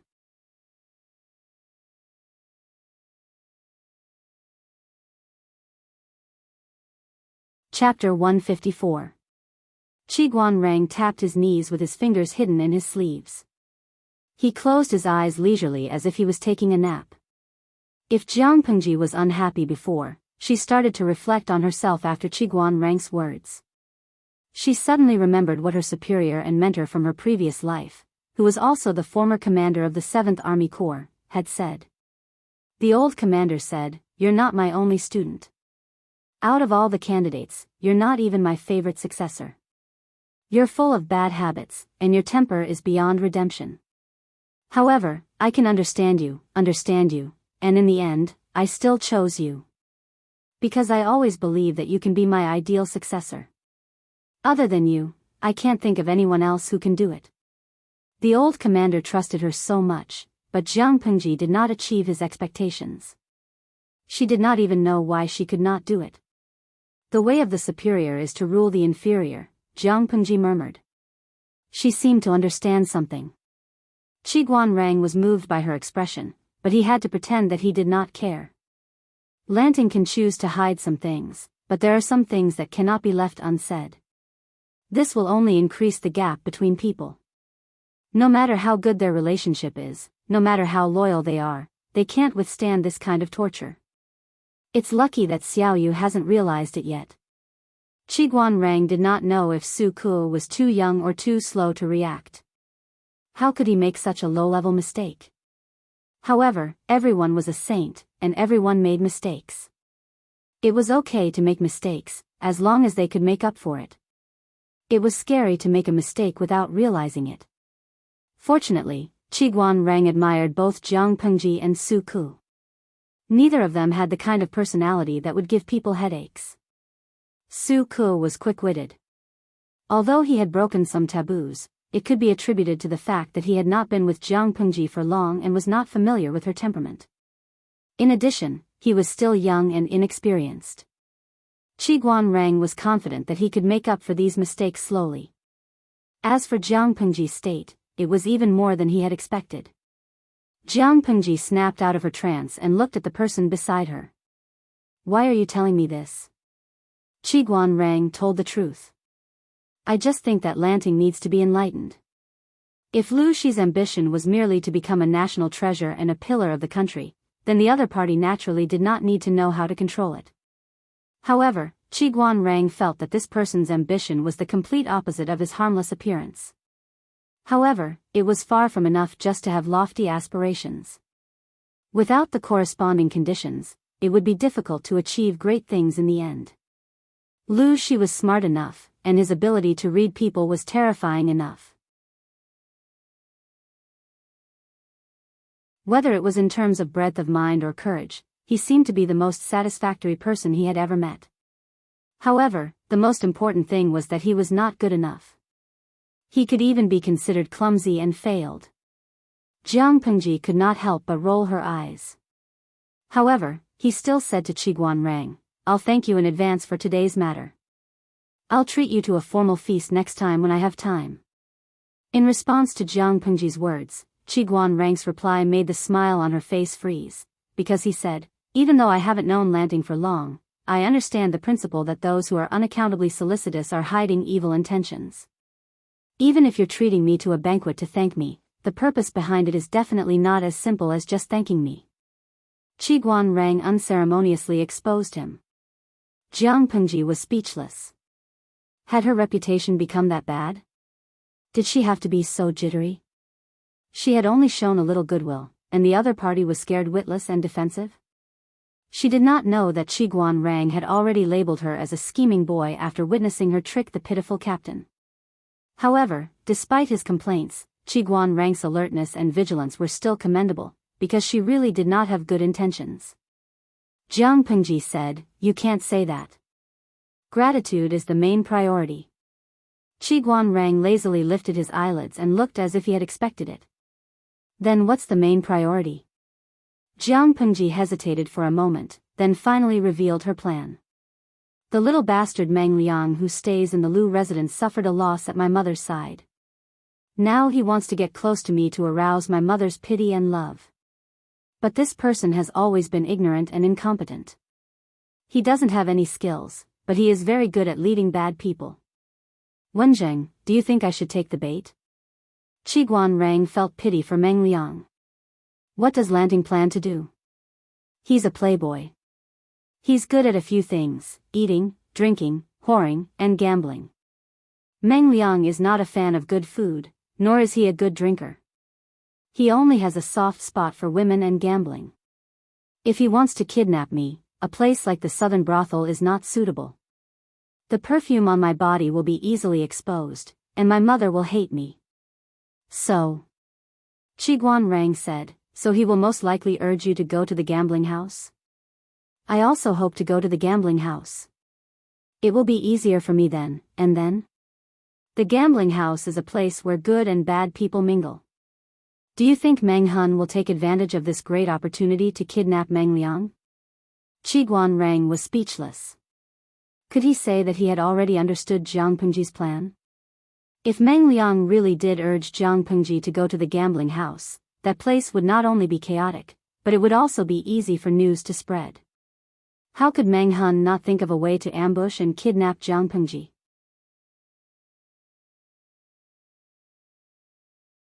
More importantly, Meng Hun would not kidnap Jiang Pengji because he was indebted to her. As long as Jiang Pengji returned to the loos as if nothing had happened and ordered a servant girl to pretend to be the lady's maiden to leave the loos, Meng Liang's disappearance and even death would have nothing to do with the loos. Meng Hun and his men would be the ones to blame. Then, she would contact Meng Hun in secret under other names. She would explain the benefits involved and force Meng Liang to write a letter asking for the grain.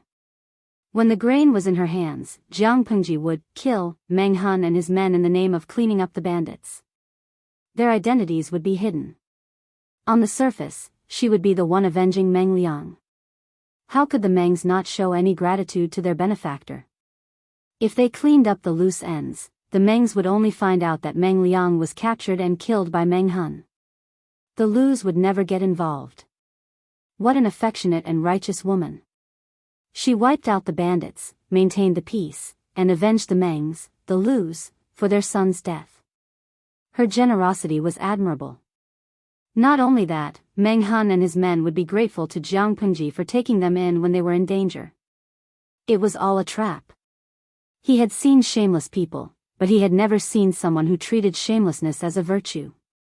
What made him feel even more helpless was that Qiguan Rang liked shameless people. He could already foresee how poor Meng Liang would be played to death. It doesn't matter if Meng Liang is dead or not. What matters is the grain. How much do you think I should ask the Mengs for? Before Qiguan Rang could answer, he heard a crisp beeping sound.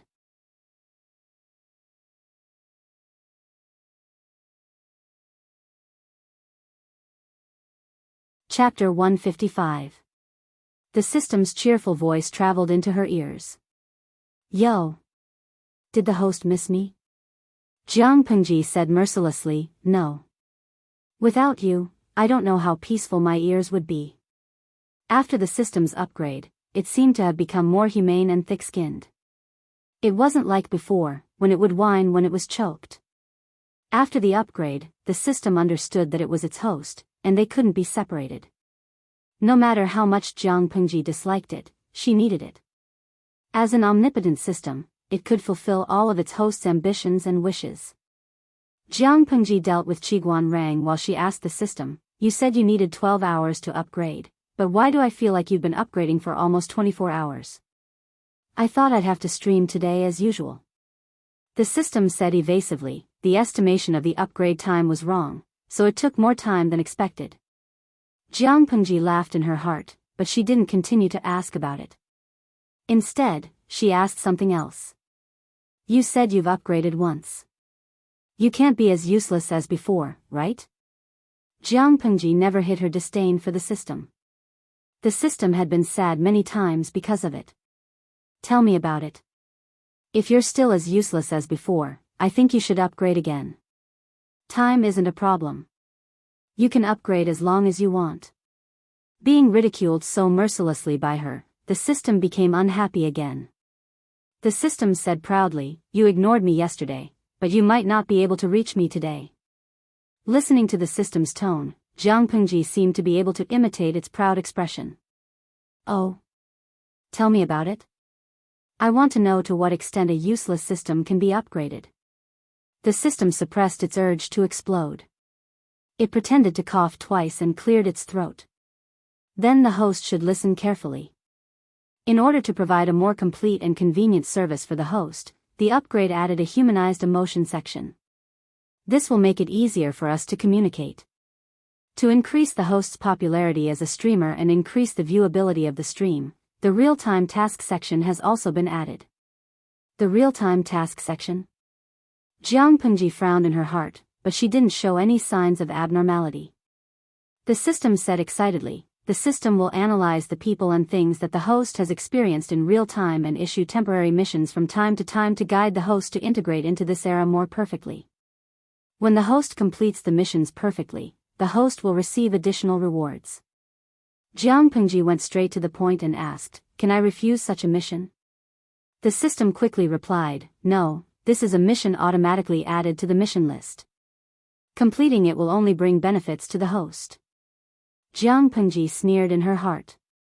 There would be no harm in completing the task, but what if she refused to complete it or failed the task?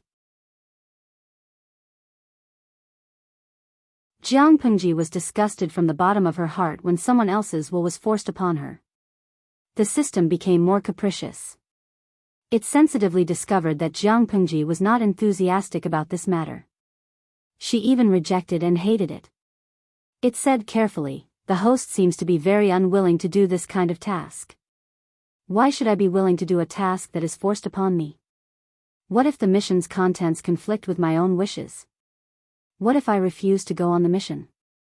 Or will the mission fail?" Jiang Pengji asked a few questions in a row. The system had no time to answer. "I don't care about the rewards for completing the mission. Who allowed you to make such a decision on your own?" The system was speechless. Then, its voice became more forceful. "I hope that the host will not be capricious. This is the most correct and most beneficial outcome after countless calculations. As your system, I will only be good if you are good. I hope you can understand this." Jiang Pengji snorted coldly. "You can give me the mission if you want. It's my business whether I do it or not." The system lowered its voice and said seriously, "Host, please do not be capricious. Completing the mission will make your future path smoother. This is the conclusion I came up with after countless calculations. I hope that you will not disappoint my good intentions. Real-time triggered missions are mainly for the host's benefit. They will not harm you." Jiang Pengji dragged her voice. "I will not do it."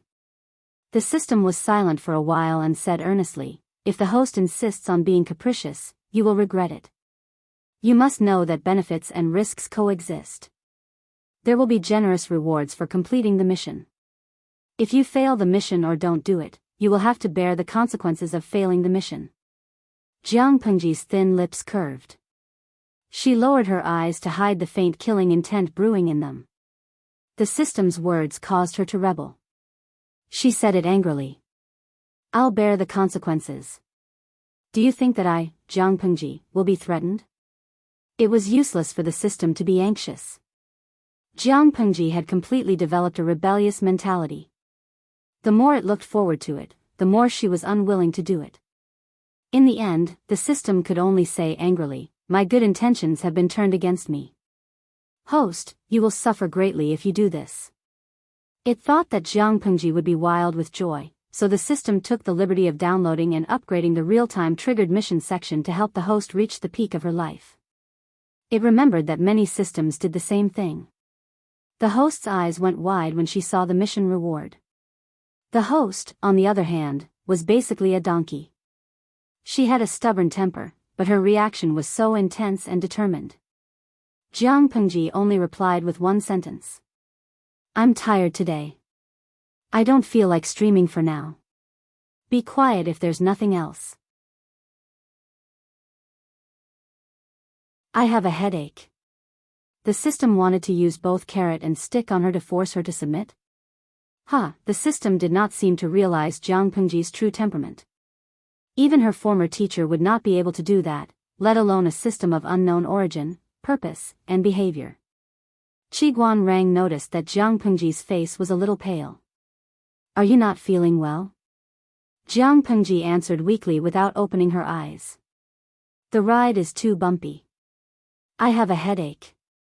She did have a headache. After the system upgrade, it was more annoying than she had expected. Was the ride very bumpy? Qiguan Rang was stunned. Could he say that compared to Master Chow's carriage, the Lu residence's carriage was much more stable? The two of them were silent the whole way until the carriage stopped in front of the Lu's. It was already past dinner time. Lu Shi and Wei Yuan were chatting happily. When they saw Jiang Pengji return with Qiguan Rang, they were both happy. After exchanging some pleasantries, Wei Yuan stood up and said goodbye to Lu Shi. Since they had achieved their goal, there was no need to stay in the Lu's house any longer. Lu Shi stood up and saw them off. Jiang Pengji returned to her courtyard. She did not even change her clothes. She rolled onto the bed and fell asleep. Before she could get sleepy, Nongqin's frightened voice came from outside the door. Lang Jun, the guest from the outer court is here to see you. Jiang Pengji lifted her blanket and her face darkened. You're tuning in to the Biyao's Wuxia Chronicles YouTube channel. Don't forget to subscribe and join us on this journey to catch the most captivating stories.